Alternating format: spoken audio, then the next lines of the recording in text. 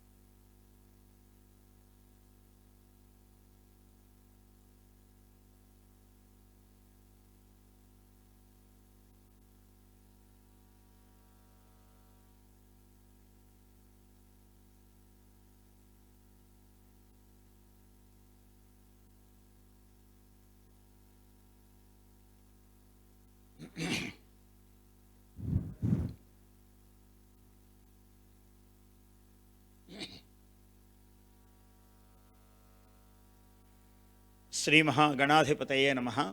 ఐం మహాసరస్వత్యై నమః. శ్రీ గురుభ్యో నమః.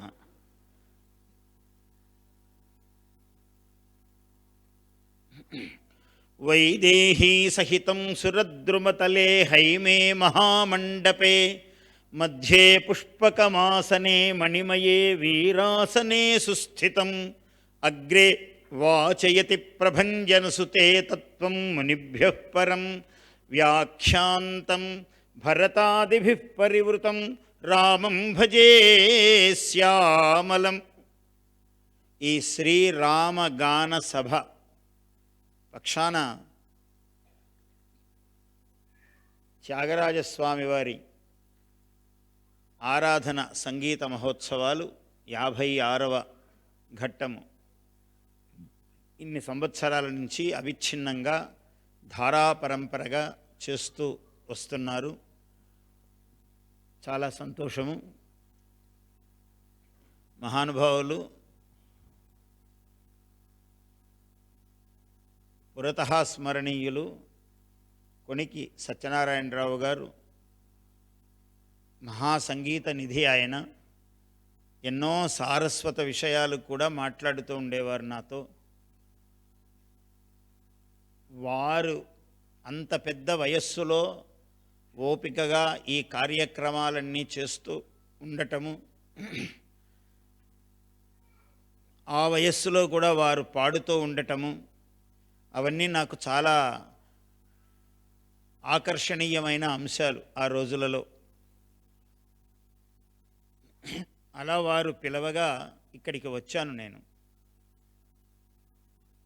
తర్వాత ఆ సంప్రదాయాన్ని కొనసాగిస్తూ మన శ్రీనివాస్ దంపతులు మళ్ళీ ఇవాళ రమ్మని నన్ను కోరినప్పుడు నేను ఆ పాత బాంధవ్య గంధము, ఎందుకంటే అందరం బంధువులు ఏమిటి అంటే భగవత్ భక్తులతోనే బాంధవ్యం ఎవరికైనా కూడా. అటువంటి కారణం చేత నిన్నంతా నిద్ర లేదు, ప్రయాణాలు, ఎక్కడో సభ, అందుకనే గొంతు కొంచెం అలసినట్లు కనపడుతూ ఉన్నది, వినపడుతూ ఉన్నది మీకు. ఇలా ఈ అవిచ్ఛిన్నంగా ఏ పని అయినా కూడా విచ్ఛేదము లేకుండా చేయటం అనేది చాలా గొప్ప సంస్కృతి, గొప్ప సంప్రదాయము. ఒక పని మొదలు పెట్టారు అంటే దాన్ని వదలకుండా చెయ్యటం అన్నది ప్రారబ్ధం ఉత్తమ గుణాః న పరిత్యజంతి అన్నారు. ఉత్తమ గుణసంపన్నులు ప్రారంభించిన దానిని వదలకుండా నిర్వహిస్తారు. ఆ ఫలాంతం, ఫలము వచ్చేదాకా. ఇటువంటి కార్యక్రమాలకు ఫలమేముంటుంది? ఏమీ లేదు. ఎప్పుడూ నిరంతర ఫలం. ఇదొకసారి రావటము, ఒకసారి ఫలం అయిపోవటమో వచ్చేసింది అనటమో ఉండదు. ఎందరో మహనీయులు ఇందులో పాల్గొంటూ సేవ చేస్తూ తరిస్తూ ముందుకు వెళుతూ ఉండవలసిందే. ఇది అటువంటి ఒక అనుస్యూత ధార. రాముడు అంటేనే అటువంటి దైవము. ఎందుకయ్యా రాముడు అంటే, రాముడి వంటి దైవము, రాముడి వంటి రాజు లేడు అన్నాడు. నృపపుంగవుడు రాముడు. సీత వంటి భార్యామణి, శంకరుని వంటి దైవము, లంకేశుని వైరి వంటి రాజును గలడే అన్నాడు.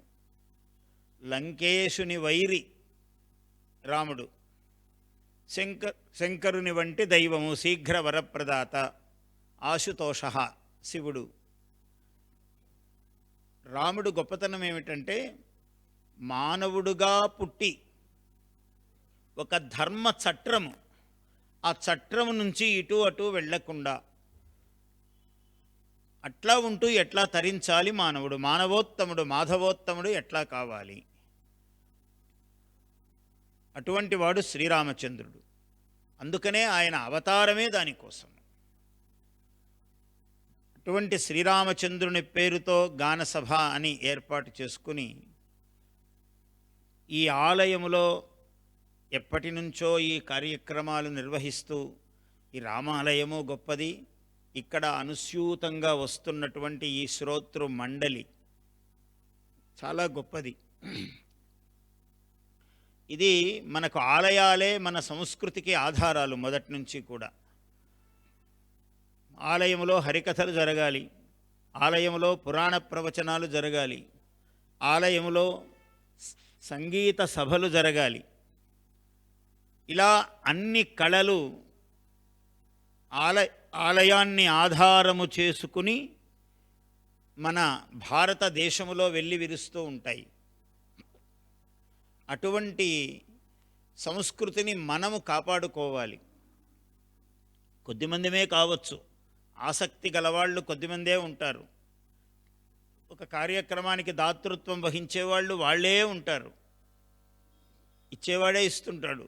కొత్త వాళ్ళు ఒక పట్టాన రారు, వాటి దేనికో ఊరికే వృథాగా ఖర్చు పెడతాడు. అలా సాయంకాలం అని పోతారు, ఆ హోటళ్ళ కడబడి ఇంకొక చోట పడి ఊరికే 2000 5000 ఊరికే అలా ఖర్చు పెట్టి వస్తుంటారు. ఎవరిని ఏమనలేము, వాళ్ళ జీవన విధానం అది. కానీ ఇది పుణ్యకర్మ. ఇక్కడ గడిపేటువంటి క్షణము, ఇక్కడ మనము ఖర్చు పెట్టేటువంటి కణము డబ్బు.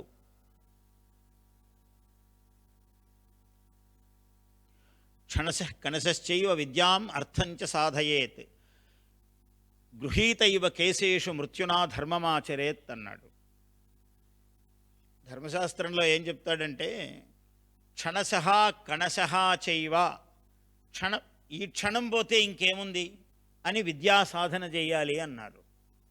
కణం, ఈ పైసా ఖర్చు అయితే ఇంకేముంది అబ్బో అని ధర్మం చేయాలన్నాడు. సంపాదించేటప్పుడు కూడా అలాగే సంపాదించాలని అన్నాడు. మరి ధర్మం చేసేటప్పుడు ఎట్లా చేయాలయ్యా అన్నాడు. ఒక క్షణం పోతే ప్రమాదమని విద్యా సాధన చేయాలన్నారు. ఈ పైసా వదిలితే ఎలాగా అని సంపాదించాలన్నాడు. ధర్మం ఆచరించేటప్పుడు ఇంకా గొప్ప మాట చెప్పాడు, గృహీత ఇవ కేశేషు, ఈ నిమిషమే మృత్యువు పట్టుకుపోతున్నాడు నన్ను, ఇంకా వెంటనే చేయాలి అని ధర్మం చేయాలిట.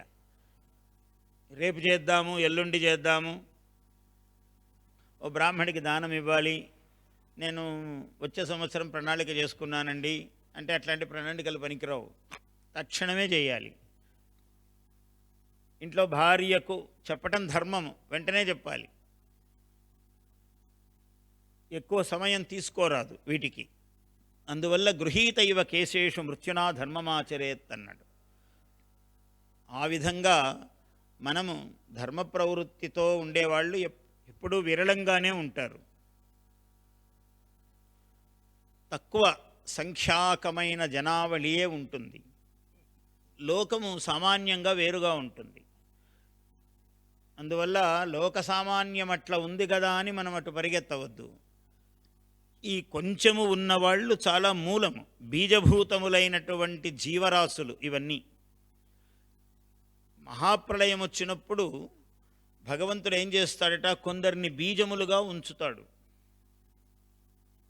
మళ్ళీ యుగ ప్రారంభమయ్యేటప్పటికీ ఇటువంటి వాళ్ళు, ఈ తత్వములు కలిగినటువంటి వ్యక్తులు బీజములుగా ఉపయోగించి మళ్ళీ వీళ్ళని పునరుత్పత్తి క్రమములో సృష్టిలో ముందుకు తీసుకువెళతాడు భగవంతుడు.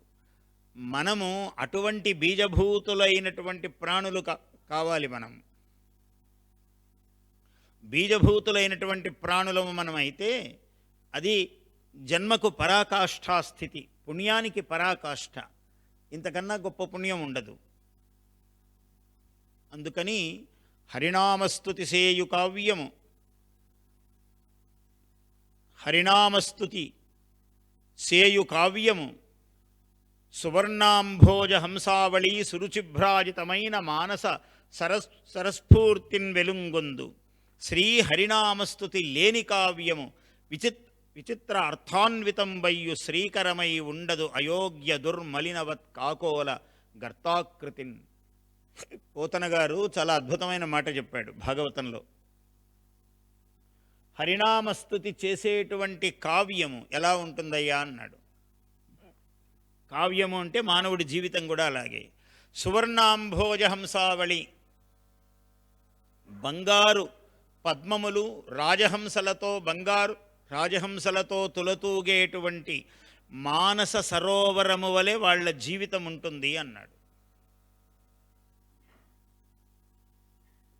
లేనివాడు విచిత్ర అర్థాన్వితం వయ్యు. నేను పద్యం రాశానండి, ఈ పద్యానికి 100 అర్థాలు వస్తాయండి అన్నాడు అనుకోండి ఒక మహాకవి. అయ్యా, ఇందులో భగవంతుడికి సంబంధించిన అర్థం ఏమైనా ఉందా? అదొక్కటి లేదు కానివ్వండి, అన్నీ చాలా 100 అర్థాలు వస్తాయంటే దాన్ని గంగా ప్రవేశము, అది ఏట్లో వేయడానికి కూడా అనర్హము. అని గంగ కూడా భరించదు దాన్ని. అందువల్ల మానవ జీవితము కూడా అంతే. భగవత్ తాత్పర్యము లేనటువంటి జీవితాలు ఉంటాయి. నాకు చాలామంది ఎవరైనా శిష్యులు చెప్తూ ఉంటారు, చాలా గొప్ప చైనా దేశం అండి, అసలు వాడు ఏం బ్రిడ్జిలు కట్టాడు, ఇళ్లలో మధ్యలోనే రైళ్లు పోతూ ఉంటాయి, అన్నీ బాగుండొచ్చు. ఒక దైవ భావన కానీ పరార్థ చింతన కానీ లేని దేశము దేశమే కాదు, మనిషే కాడు. వాడు ఎంత గొప్ప భౌతికమైన సంపదను సంపాదించినా వ్యర్థములు. అదే పోతన గారు ఏమన్నారంటే, శ్రీ హరినామస్తుతి లేని కావ్యము విచిత్ర అర్థాన్వితం వయ్యు. వాడు విచిత్రములైన అర్థాలు వస్తాయండి. అర్థం అంటే ధనము కూడా. ఆయన చాలా ధనవంతుడండి, కోట్లకు పడగలెత్తాడండి, కానీ దైవం అంటే ఆయనకు పడదండి. ఏమిటో అసలు దానము, ధర్మము, దైవము ఈ పదాలే దకారమే పలకరాదు. అక్కడ పలికితే రెండో దకారం లేదు అని పలుకుతుంది, కాదు లేదు అనే వాటికి పలుకుతుంది. ఇలాంటి జీవితం ఉందనుకోండి, వ్యర్థము. మామూలు వ్యర్థం అనలేదు. శ్రీకరమై ఉండదు అయోగ్య దుర్మలినవత్ కాకోల గర్తాకృతిన్, మురికి నీటి గుంట. అంటే సూక్ష్మమైన ఈ క్రిములు వాలుతూ ఉంటాయి చూసారా, చూడటానికి కూడా చాలా ఇబ్బందికరమైనటువంటి ఆ గుంట, నీటి గుంట. భక్తి కలదేమో మానస సరోవరం అన్నాడు. బంగారు రాజహంసలు, బంగారు తామర పువ్వులు ఉన్నటువంటి మానస సరోవరం భక్తి ఉన్నవాడి జీవితము. లేనివాడి జీవితమేమో మురికి నీటిగుంట. మానవులము దీన్ని మనం గ్రహించుకోవాలి. దీనికి ఒక వయస్సు వచ్చాక అని కానీ, లేదా నాకు ఏదో ఒక ప్రాజెక్ట్ అనుకున్నానంటే ఆ డబ్బు వచ్చిన తర్వాత నేను చాలా భక్తిపరుడుగా ఉండాలనుకున్నానని కానీ, ఇట్లాంటివి పనికిరావు దీనికి. వీడు పుట్టుకతోనే సుశిక్షితుడు కావాలి. ఎప్పటికప్పుడు ఎక్కడికక్కడ ఎవనికి వాడు. ఎవ్వరూ ఒకడు పెద్ద బోద్ధ అవసరం లేదు దీనిలో. వాడి ఆత్మజ్ఞానమే, వాడే మూలము. ఓ పని మంచిదా చెడుదా, ధర్మం చేస్తున్నామా అధర్మం చేస్తున్నామా అని మన మనస్సే గొప్ప గురువు. మనస్సు చెప్పినంత బాగా ఏ పక్కవాడు చెప్పలేడు. మన మనస్సుకే తెలుసు మంచి చేస్తున్నామా, చెడు చేస్తున్నామా, ఏ దారిలో వెళుతున్నాము. ఇలా అందువల్ల ఇటువంటి జీవితము చాలా గొప్పది. ఈ రామాలయం పరిసరాల్లో ఇక్కడ నల్లకుంటలో అంతా బ్రాహ్మణ్యము ఉండటము, అంటే బ్రాహ్మణులే అని కాదు, అందరూ ఉండవచ్చు. బ్రాహ్మణులు ఇటువంటి కార్యక్రమాల ఎడ సహజ ప్రీతి కలిగి ఉంటారు. ఎవరికి సహజ ప్రీతి ఇటువంటి వాటి యందు ఉంటుందో వాళ్ళందరూ కూడా బ్రాహ్మణ ధర్మములు పాటించేవారే. అందువల్ల ఇక్కడ కులము వివక్షితము కాదు. వివక్ష అంటే తప్పు అర్థంలో వాడుతుంటారు, లోకంలో అలవాటైపోయి. అక్కడ కుల వివక్ష అండి అంటుంటారు. సంస్కృతంలో వివక్ష అంటే వక్తుం ఇచ్ఛా వివక్ష అని, చెప్పకోరుతున్నాడు అని. మనం భేదం అనే అర్థంలో వాడుతుంటారు లోకంలో. సరే, అందువల్ల ఇక్కడ ఏమిటంటే గుణమే ప్రధానము. ఎనీ గుణంబులు ఒక రుక్మిణీదేవి, ఒక ప్రహ్లాదుడు, ఒక గజేంద్రుడు ఎలా అయితే ఒక భక్తి మార్గములో భగవత్కీర్తనము నిరంతరం చేశారో ఆర్తితో, అటువంటి ఒక ఆర్తి ఉండాలి మనస్సులో. అంటే తపన. మనం తెల్లవారితే స్నానం చేయాలి, కాఫీ తాగాలి, అన్నం తినాలి అని ఎలా తపన ఉంటుందో అంతే సహజంగా భగవంతుని యందు కూడా అలాంటి ఆర్తి ఉండాలి. దానికే స్నేహము అన్నాడు. సంస్కృతంలో స్నేహం అంటే నూనె అని అర్థము, జిడ్డు. వదలకుండా ఉండని లక్షణమే స్నేహము. అదే ప్రేమ. సా పరమ ప్రేమ రూప భక్తి ఇత్యభిధీయతే అన్నాడు నారద భక్తి సూత్రములలో. మామూలుగా మనము మన పిల్లవాడి యందు, మనవడి యందు, కొడుకు యందు, చిన్నపిల్లల యందు, లేదా భార్య భర్త యందు, భర్తకు భార్య యందు ఎలాంటి ఒక అనురాగము, ఒక ప్రేమ ఉంటుందో, ఇది పరాకాష్ఠాస్థితిలో భగవంతుడి మీద ఉంటే దాని పేరే భక్తి అన్నాడు. అంటే ఒక విడదీయరాని నిత్యానుబంధ లక్షణము. ఇది భగవంతుని యందు ఉంటే దాన్ని భక్తి అన్నారు. నారద భక్తి సూత్రాల్లో చెప్పాడు ఆయన మహానుభావుడు. ఎందుకంటే భక్తి అంటేనే నారదుడు. నారదుని కన్నా గొప్ప భక్తుడు భూమండలము కాదు, ఏ మండలము, దేవమండలములో ఏ మండలములో లేడు. ఆయన అంత భక్తుడు. నిత్యనారాయణ స్మరణ పూర్వకమైనటువంటి ఒక కీర్తన పూర్వకమైన భక్తి కలవాడు ఆయన. అందువల్ల నారదుడు ప్రహ్లాద, నారద,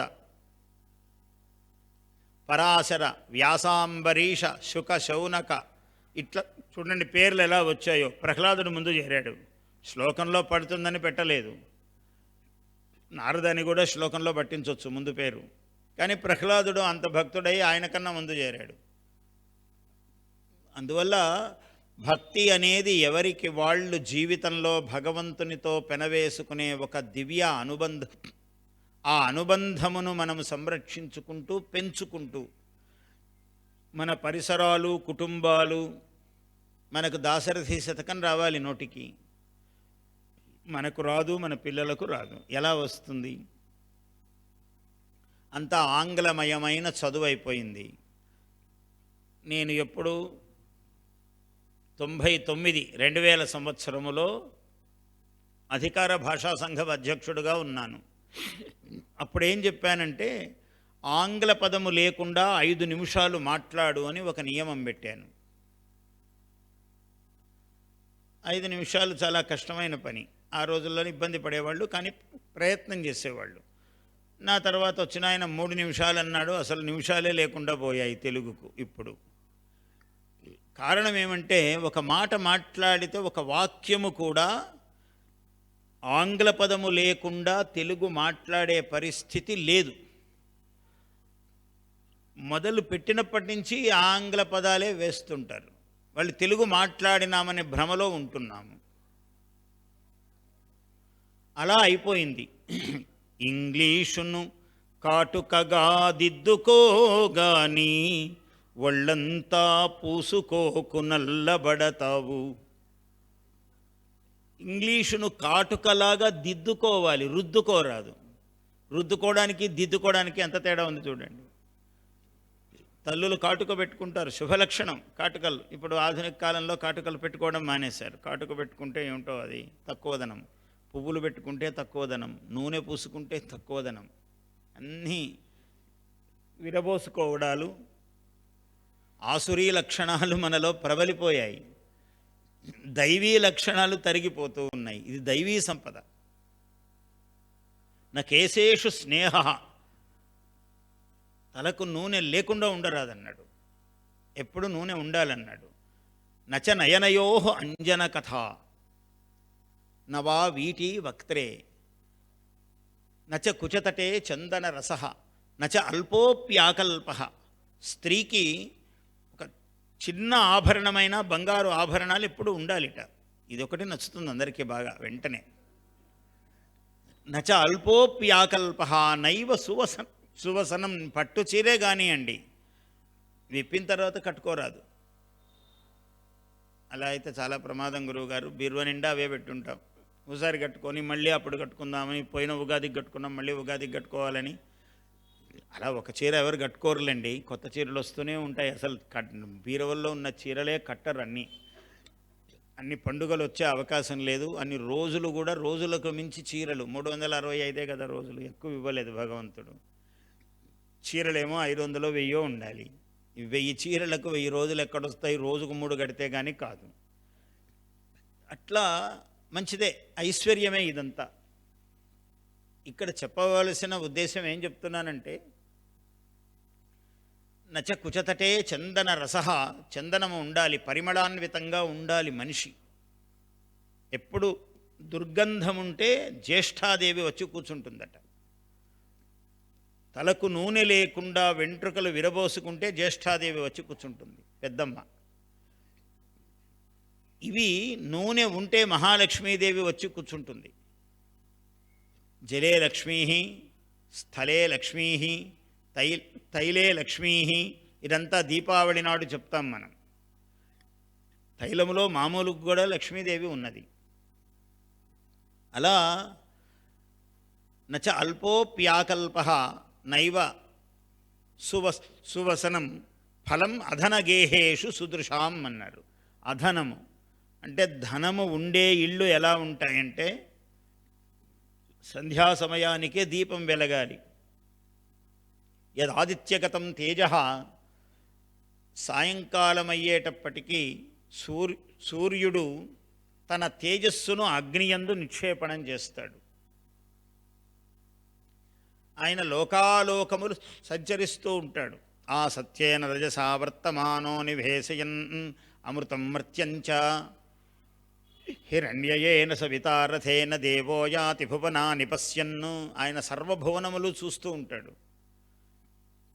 కాబట్టి అమృతం మర్త్యంచ, మర్త్యం లోకము ఇది. అమృతలోకములు కూడా చూస్తాడు ఆయన. అంటే స్వర్గాది లోకములను కూడా ఆయన అక్కడ కూడా వెలిగిస్తూ ఉంటాడు. అందువల్ల ఇక్కడ ఒక పూట కనపడాడు మనకు.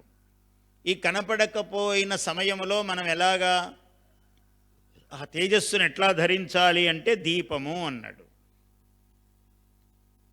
అందుకని సూర్యుడు అస్తమించే లోపల సంధ్యాదీపం వెలగాలి. మామూలుగా గూళ్ళు ఉండేవి ఇళ్లకు, పాతకాలపు మాట అనుకోండి. ఇప్పుడు అట్లాంటి ఏ ఇంటికి గూళ్ళు ఉండే అవకాశం లేదు. అసలు ఇళ్లకు గూళ్ళు, అరుగులు ఉండేవి ముందు. ఎవరైనా బాటసారులు ఆ వీధిలో వెళుతున్న వాళ్ళు శ్రమ తీర్చుకోవడానికి అక్కడ కూర్చునేవాళ్ళు. మంచినీళ్ళో మజ్జిగో ఇంట్లో ఉన్నవాళ్ళు ఇచ్చేవాళ్ళు. ఇప్పుడు అలా అరుగులు లేవు. ఆ అరుగులు ఇలా చేతులు చాచుతున్నట్లు, మా ఇంటికి రండి అన్నట్లు ఆహ్వానిస్తున్నట్లు శుభలక్షణోపేతములై ఉండేవి ఇళ్ళు.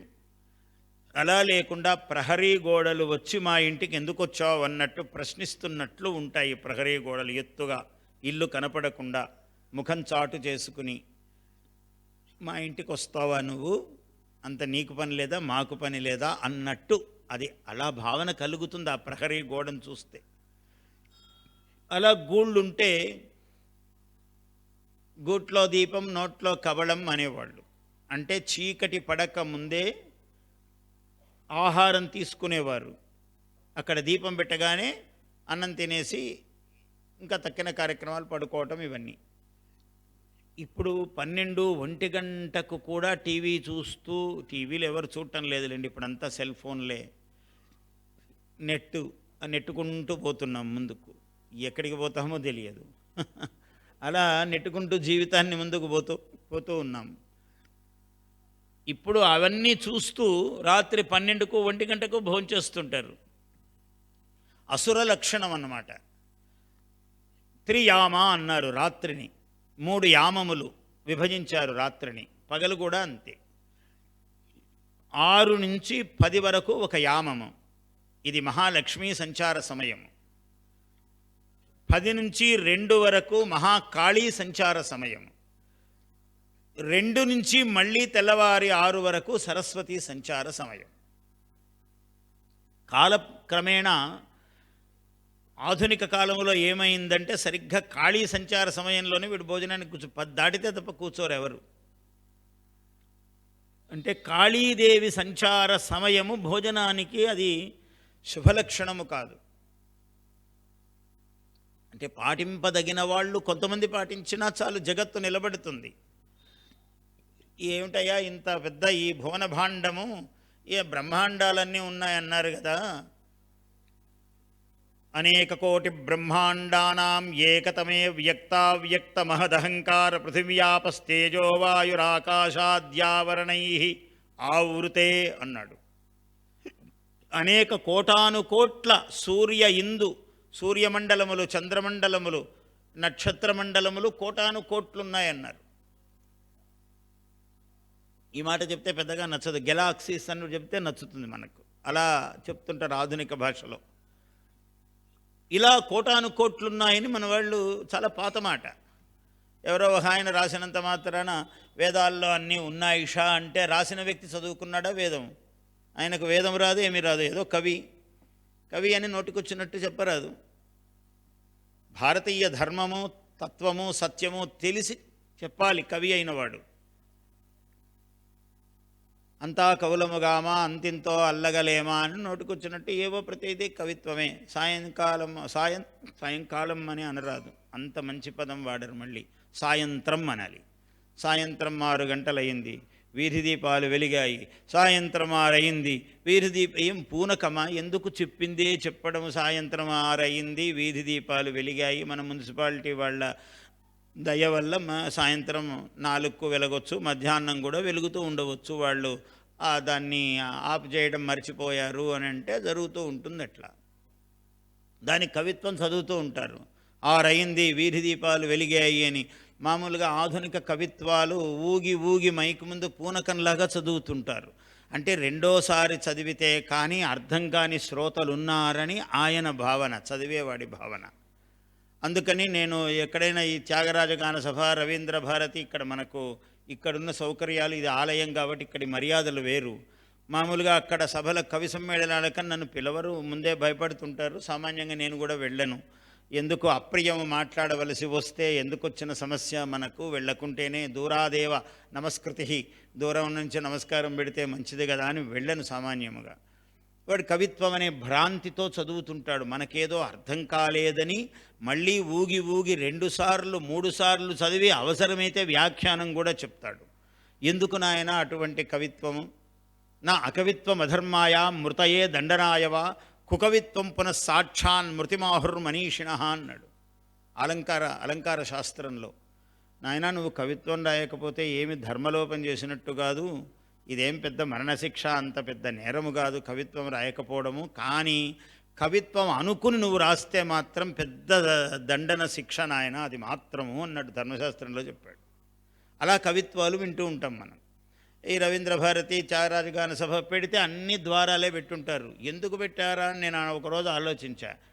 ఎవడు వాడికి ఇబ్బంది అనిపిస్తే వాడు టపీమని బయటికి లేచిపోవచ్చు. వాడి ప్రాణరక్షణ కోసమే ఇన్ని ద్వారాలు పెట్టారేమో అనిపించింది నాకు.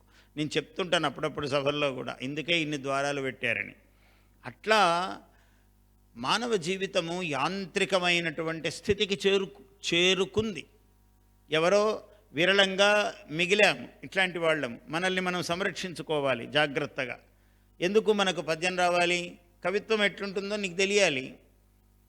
ఆయన రామదాసు కంచర్ల గోపన్న రాశాడు అంటే మహానుభావుడు తరించాడు.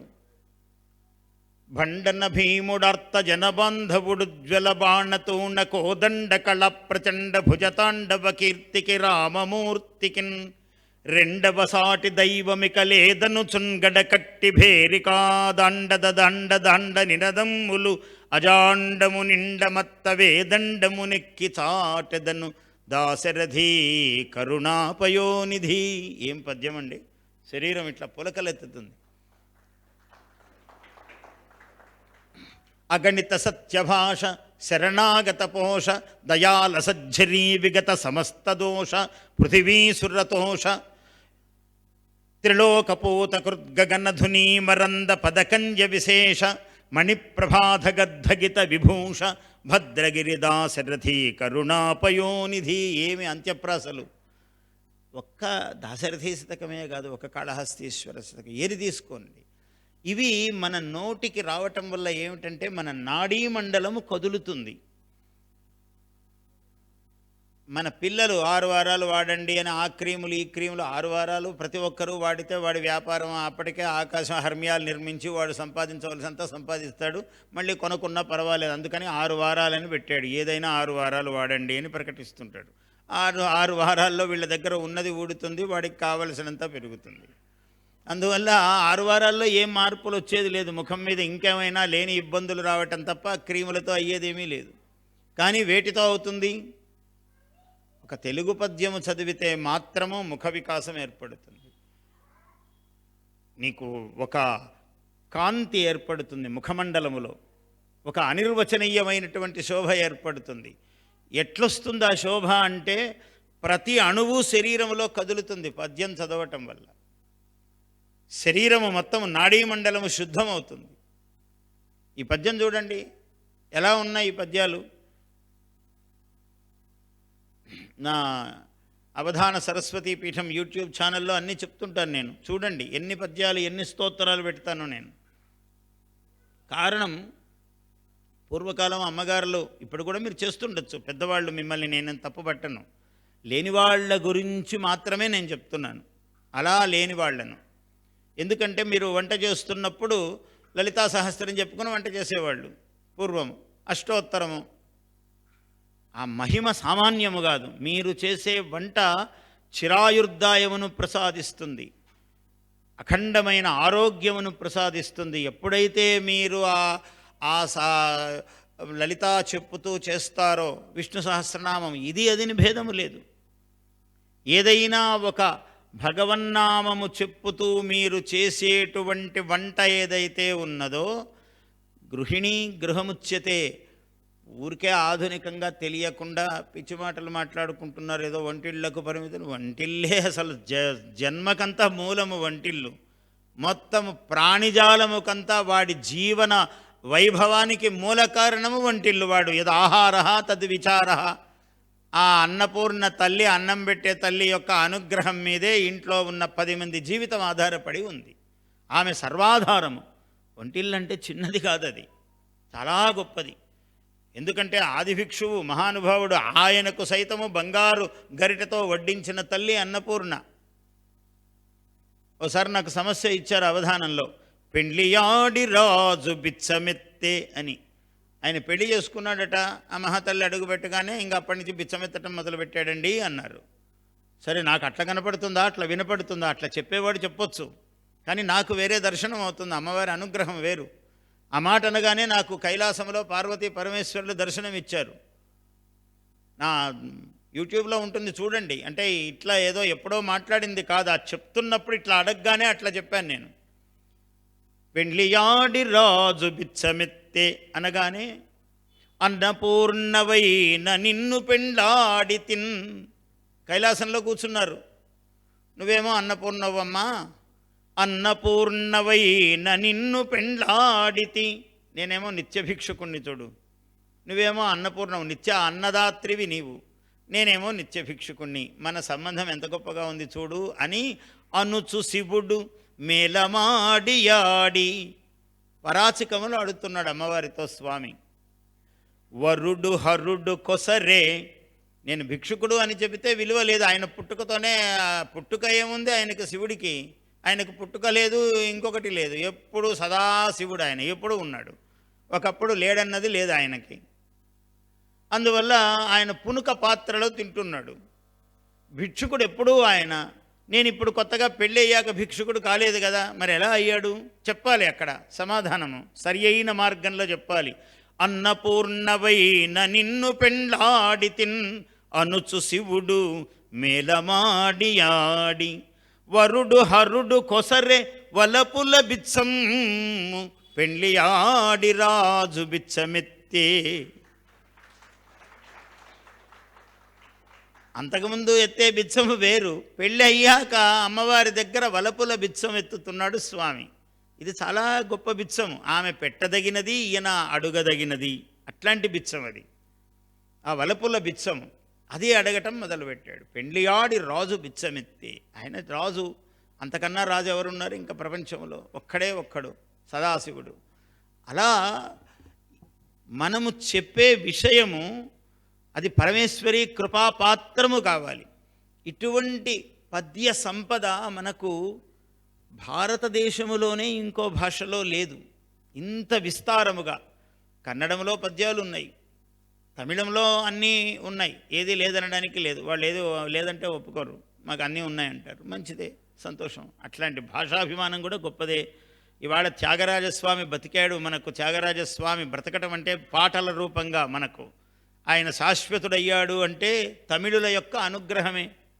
వాళ్ళ భాషాభిమానం నిలబెట్టింది. మనమేమి ఏ పాటను కాపాడాం? మనం అన్నమయ్యను కాపాడామా? మనం ఏమన్నా త్యాగరాజస్వామిని కాపాడామా? రామదాసును కాపాడామా? ఎవరిని కాపాడలేదు. మనమంతా ఇక్కడేమో నైజాం అయిపోయింది, అక్కడంతా సర్కార్ అయిపోయింది. ఎప్పుడూ పరప్రభావాలకు లోనయ్యే ఉన్నది తెలుగు నేల, ఏమీ గొప్పగా లేదు. మన సంస్కృతిని పరిరక్షించినటువంటి గొప్ప నేల మనకు నిజంగా తమిళులే. వాళ్లకు తెలుగు రాకపోయినా త్యాగరాజస్వామి తెలుగులో కృతులు చేశాడు కాబట్టి వాటిని పాడి పాడి నిలిపారు. ఇప్పుడు పాడుకుంటున్నాం మనం. ఇప్పుడు శ్రద్ధ వచ్చింది మనకు. ఏదైనా నేను మనల్ని తగ్గించుకోవటం లేదు, ఇతరుల గొప్పతనము కూడా మనం తీసుకోవాలి. ఇవాళ భాష ఏమైపోయింది?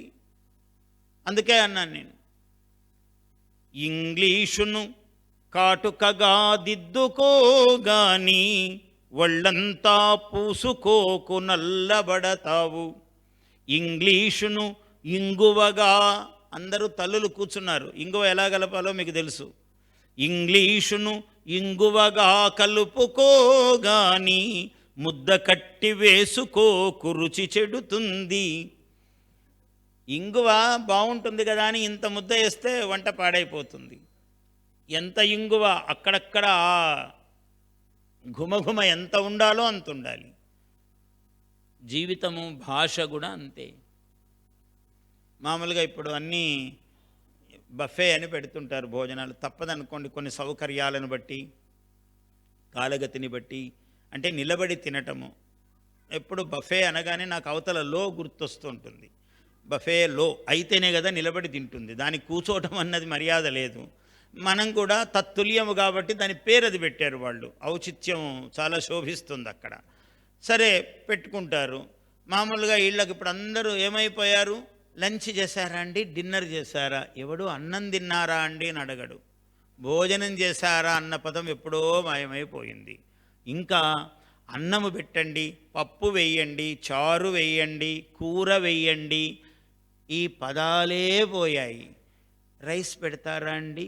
వాడి దౌర్భాగ్యము, వాడికి వండక ముందు రైసు, వండిన తర్వాత రైసు వాడికి. మనకేమో వండక ముందు బియ్యము, వండిన తర్వాత అన్నము. ఇంత గొప్ప భాష మనది.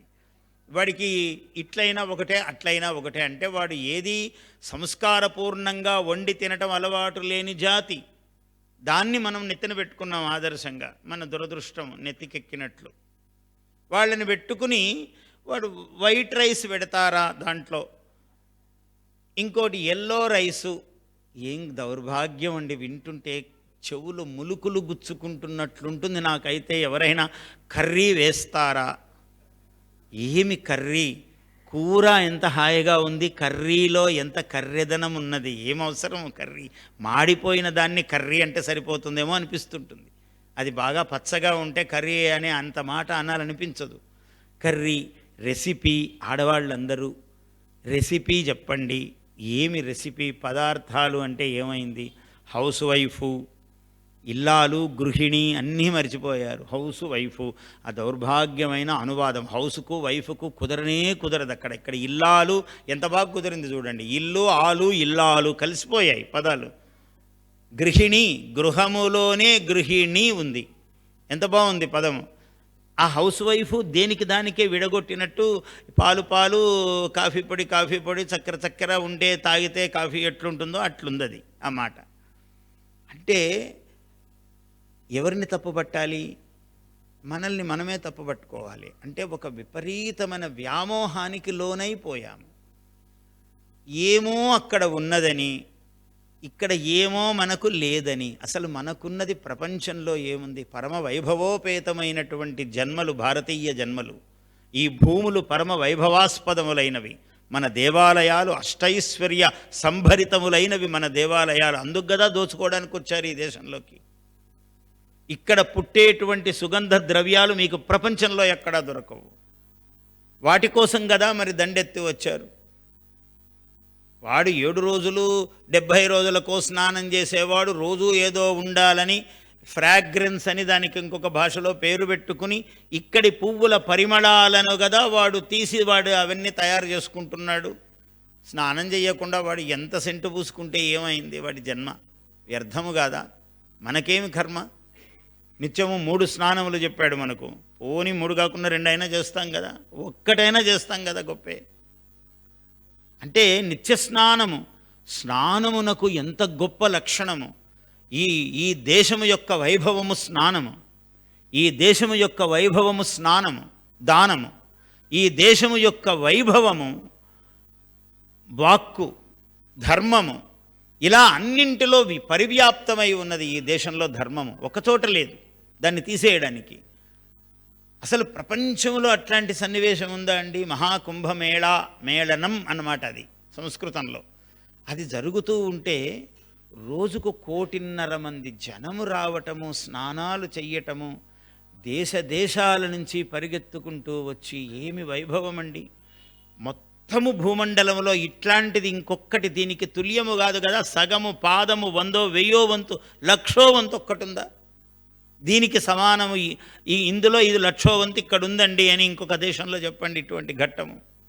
ఇక్కడ నది దేవత, ఇక్కడ పర్వతము దేవత, ఇక్కడ వనదేవత చెట్టు, ఇక్కడ పండు ఫలదేవత, ఇక్కడ మనిషి దేవత, సర్వదేవతా స్వరూపమైనటువంటి దేశము భారతదేశము. ఇక్కడ పుట్టాం మనం. ఇది పుణ్యం. మనం తెలుసుకోలేకపోతే ప్రయోజనం లేదు. మన చుట్టూ ఇంత వైభవం ఉన్నది.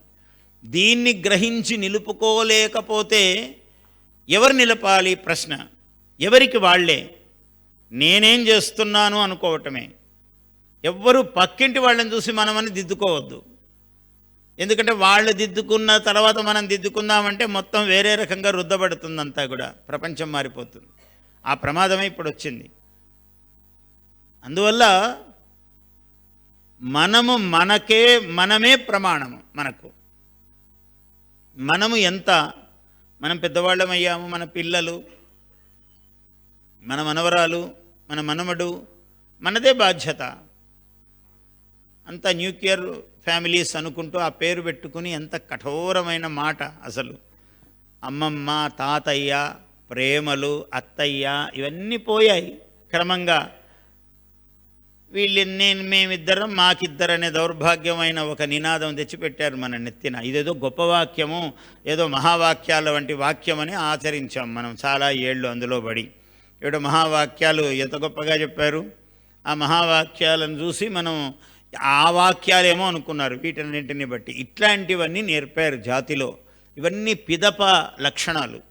ఇవి మనము వీలైనంత పరభాషా వ్యామోహము తగ్గించుకోవలసిందే. ఇది మనం అవశ్యం ఆచరణీయము. అందులో ఏమీ లేదు. మన భాష ఉన్నంత సొగసు, మాట్లాడితే కూడా పరిమళము భాషలో.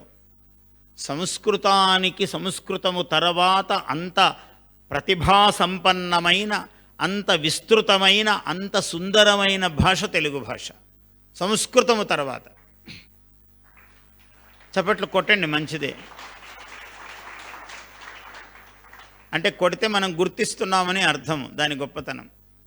లేకుంటే గురోరధీతం గురవే నివేదితం అంతా విన్నామా, విన్నదంతా ఆయనకే అప్పచెప్పామంటే అయిపోయింది అన్నట్లు అయిపోతుంది పరిస్థితి. అందువల్ల గురువు చెప్పారు, గురువు గారికి తిరిగి అప్పచెప్పామంటే మాకేం సంబంధం లేదు దీంట్లో, అంతా ఆయనకే చెప్పేశాము అన్నట్టు కావద్దు. ప్రసంగాలు అట్లా అయిపోవద్దు. అందువల్ల తల్లులారా ఏమిటంటే మనము మన సంస్కృతిని, మన మనమళ్లను ఏమి కూర్చుని కూజంతం రామ రామేతి మధురం మధురాక్షరం ఆరుహ్య కవితా శాఖాం వందే వాల్మీకి కోకిలం. ఒక తాత చెప్పకపోతే, ఒక అమ్మమ్మ, ఒక నాన్నమ్మ చెప్పకపోతే వాళ్ళు ఎంత పాపం చేసిన వాళ్ళు అవుతారు వాళ్ళ పిల్లలకు గనక ఇవి చెప్పకపోతే. మా నాన్న నాకు చెప్పకపోతే నాకు ఇవన్నీ వచ్చాయా? ఇవాడు ఇంత పండితున్నా నేను ఎట్లా అవుతాను నేను? మా అమ్మ నాకు చెప్పింది, మా నాన్న నాకు చెప్పాడు, చెప్పటం వల్లనే నాకు ఇవన్నీ వచ్చాయి. మా అమ్మ చెప్పని విషయం లేదు చిన్నప్పుడు, మా నాన్నగారు చెప్పని విశేషము లేదు. అసలు నేను చదివిన దానితో పాటు చాలా శ్లోకాలు మా నాన్నగారు అలవోకగా అప్పుడప్పుడు చెప్పినవన్నీ నా బుద్ధిలో నిలబడి అవన్నీ నేను సభల్లో చెప్తుంటాను ఇప్పుడు. అంటే అన్ని వచ్చు నాకు. ఎట్లొచ్చు? పితృనుగ్రహం. ఎవరైనా అంతే. మీ అనుగ్రహము పిల్లలకి ఎట్లుండాలి? ఏమున్నది? బాలరామాయణము దగ్గర పెట్టుకుని 10 శ్లోకాలు. ఈ శ్లోకం రాకపోతే ఆ నోరు ఏమి నోరు? ఎన్ని తినడానికి పనికొస్తుంది తప్ప అది గొప్ప నోరా? కూజంతం రామ రామేతి మధురం మధురాక్షరం ఆరుహ్య కవితా శాఖాం వందే వాల్మీకి కోకిలం. యః పిబన్ సతతం రామచరితామృతసాగరం అతృప్తస్తం మునిం వందే ప్రాచేతసం అకల్మషం. ఏం శ్లోకం చెప్పాడు చూడండి. యః పిబన్ సతతం రామచరితామృతసాగరం. ఆ చరిత అమృత సముద్రమును, రామచరిత్ర అనే అమృత సముద్రమును ఇలా దోసిళ్లతో తాగుతున్నాడంట. ముందు ఆయన తాగితే కదా మనకు తాగడానికి అవకాశం కల్పించాడు వాల్మీకి మహర్షి. కవితామృతసాగరం యః పిబన్ సతతం రామచరితామృతసాగరం అతృప్త. ఆయనకు తృప్తి కలగలేదట. ఎంత తాగినా 24,000 శ్లోకాలు రాసినా తృప్తి కలగలేదట మహానుభావుడికి. తం మునిం వందే ప్రాచేతసం. ఆయన కదా మహర్షి, ఆయనకు చేతులెత్తి మొక్కాలి. ఎందుకంటే ఆ రామ కథామృత పానములో అంత అతృప్తి ఉంది ఆయనకి. ఎంత తాగినా తృప్తి లేదు. ఆయన కదా మహానుభావుడు. మరి కొంచెం వింటుని ఇంకా చాలే అబ్బాయి ఎంతసేపు అండి, మార్చండి, ఏమన్నా సినిమా పట్టలు కొత్తగా పెట్టానంటే అయిపోయాయి. ఏముంది మన జీవితం అక్కడే అయిపోయింది. కాబట్టి కోన్వస్మిన్ సాంప్రతంలోకే గుణవాన్ కశ్చ వీర్యవాన్ అని యుగయుగములకు అవసరమైనటువంటి చరిత్రను ఆ రామచరిత్రగా అందించినటువంటి మహానుభావుడు వాల్మీకేర్ మునిసింహస్య కవితావనచారిణ. ఎవరయ్యా? కోనయాతి పరాంగతిం అన్నాడు. ఒకసారేమో వాల్మీకిని కోకిల అన్నాడు, వందే వాల్మీకి కోకిలం అన్నాడు. కోకిల పరమ రమణీయమైన, శ్రవణీయమైన, మధురమైన శబ్దము గలది కోకిల. ఆ కోయిల అన్నాడు ఒకసారి వాల్మీకిని, బాగుంది. రెండోసారి సింహం అన్నాడు. అది ఎంత లలితమో ఇదంత భీషణం. వాల్మీకే మునిసింహస్య కవితా వనచారిణ. ఈ సింహం ఎక్కడ తిరుగుతుంది? కవిత్వం అనే అరణ్యంలో తిరుగుతూ ఉంటుందట. శృణ్వన్ రామకథానాదం, అది గర్జన చేస్తుందట. రామకథ అనే గర్జనను చేస్తూ ఉంటుందట ఆ సింహము. కో నయాతి పరాం గతిం, అది వినగానే ఎవడు ముక్తి పొందడండి? ఆ గర్జన వింటేనే అక్కడే వాడు పడిపోతాడు. ఆ అర్థంలో ఇక్కడ ఈ గర్జన, వాల్మీకి మునిసింహము యొక్క గర్జన వింటే వాడు తరిస్తాడు. ఎంత అద్భుతంగా చెప్పాడు చూడండి. అంటే 2 రూపాలు చూపించాడు. ఒకటి లలితమైన రూపము కోయిల, ఒకటి పరమభీషణమైన రూపము సింహము. 2 విధాల ధర్మ ప్రతిపాదన చేస్తూ వచ్చాడు మహానుభావుడు వాల్మీకి. అది కదా రామాయణము. అట్లాంటిది కదా మనకు భారతము, అట్లాంటిది కదా భాగవతము. ఎంత పుణ్యాత్ములమండి, ఇంత వాంగ్మయం ఉంది మనకు.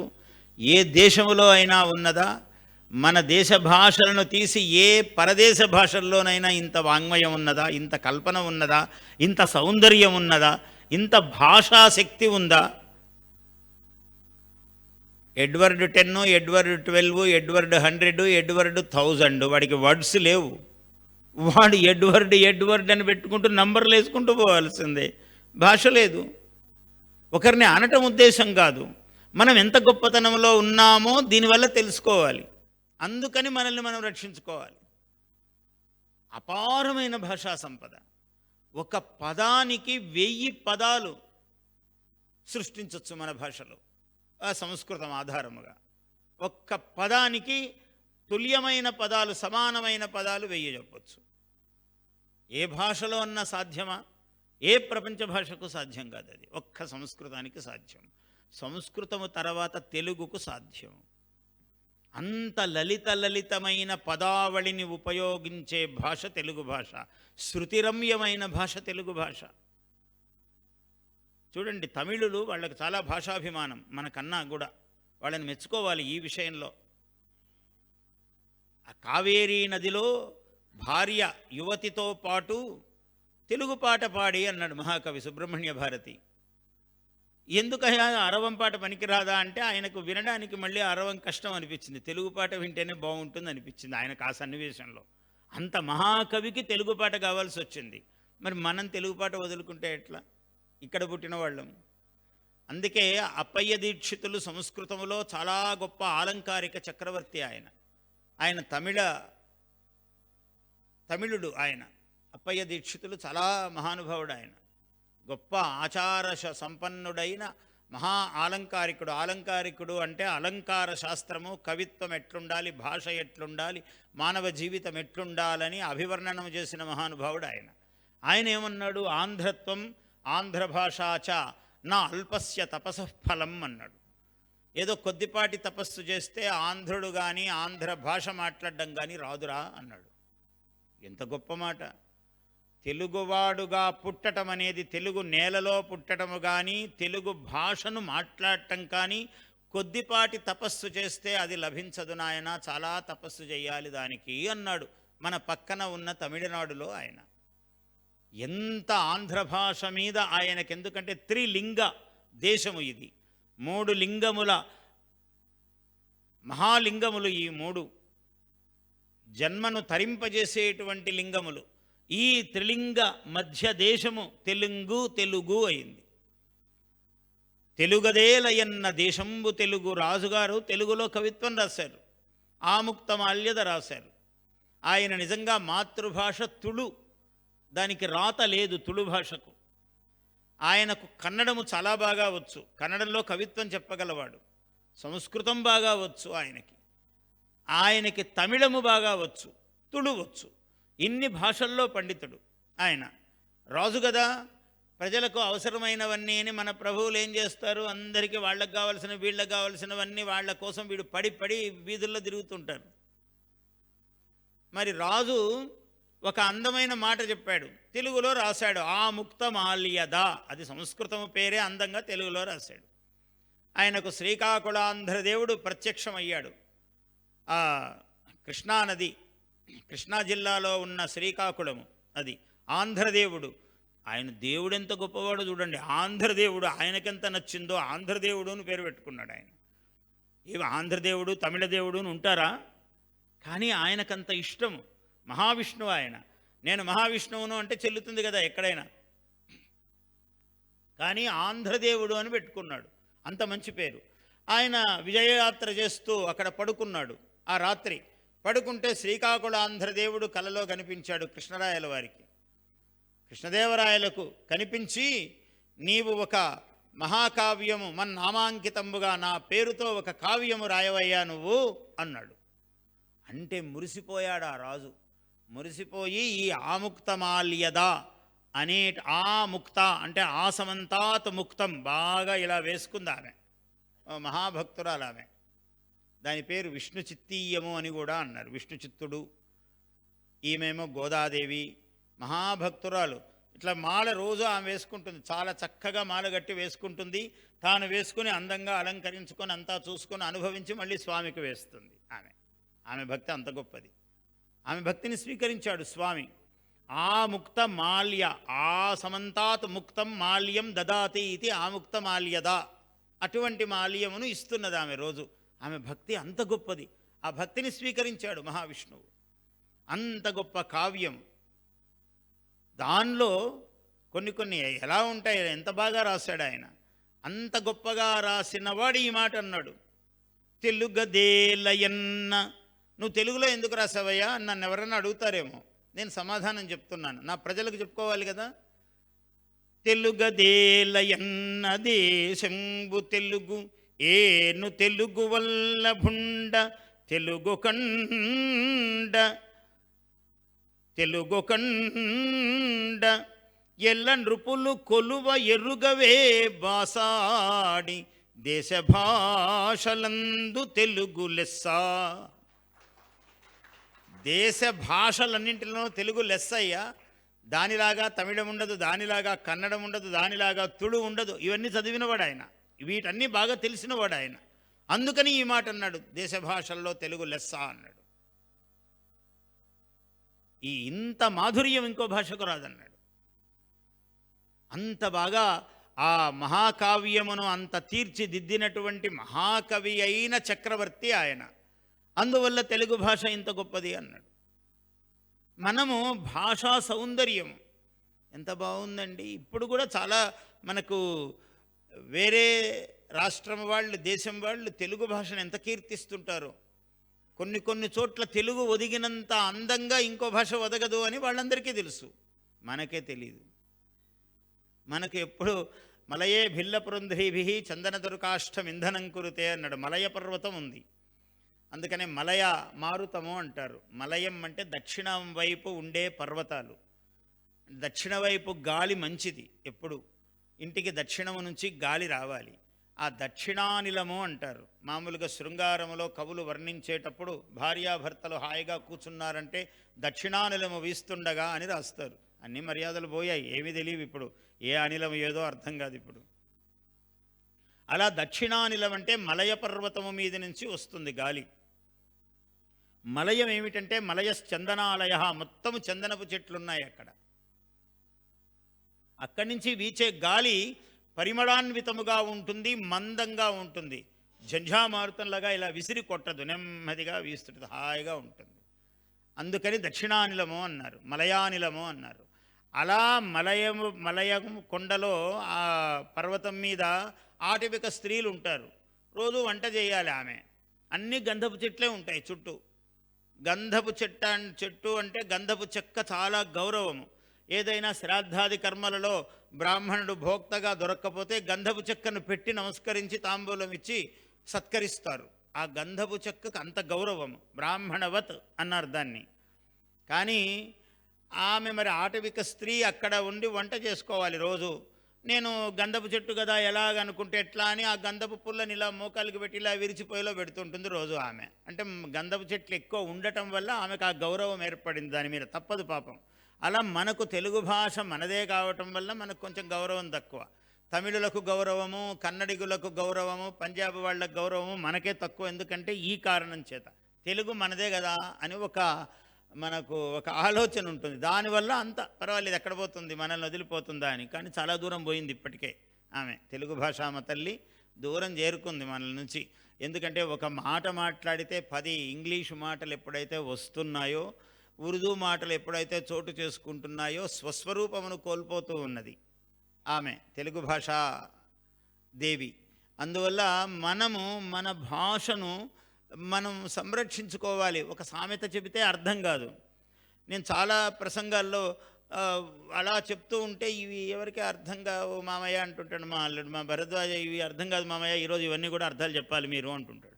ఆ స్థితికి వచ్చినామా నాయన అని చూసుకుంటుంటాను నేను ఒకసారి. అంటే అవును వచ్చేసాం, చాలాసేపు అయింది అంటే ఇప్పుడు మామూలు మాటలకు కూడా మనం అర్థాలు చెప్పుకోవాలి. అంటే అని 16 అంటే 16 అని చెప్పాలి. అట్లా పరిస్థితికి వచ్చాము. 16 అంటే 16 తెలియదు. మామూలుగా చూడండి, చైత్రమో వైశాఖమో ఏదో దేవాలయ సంప్రదాయాలు ఇట్లాంటి చోట ఉన్నాయి కాబట్టి అనుబంధంగా మీకు తెలియచ్చు. మామూలుగా చైత్రం అంటే ఎవడికి అర్థం కాదు. వాడికి మార్చి ఏప్రిల్ అంటే అర్థమవుతుంది. వైశాఖము అదేమిటో అసలు తెలియదు. చైత్రము, వైశాఖము, జ్యేష్ఠము, ఆషాఢము, శ్రావణము, భాద్రపదము, ఆశ్వయుజము, కార్తీకము ఇవన్నీ పోయాయి. తిథులు తెలియవు. ప్రథమ, ద్వితీయ, తృతీయ, లేదా పాడ్యమి, విధియ, తదియ. తృతీయనే తదియ అయింది వికృతి పదము. పాడ్యమి ప్రథమ, ప్రతిపత్ అన్నది పాడ్యమి అయింది మనకు. ద్వితీయ అన్నది విధియ అయింది. ఇవన్నీ పోయాయి. ఎవరికే అర్థం కాదు. అమావాస్య ఎప్పుడో తెలియదు, పున్నమి ఎప్పుడో తెలియదు.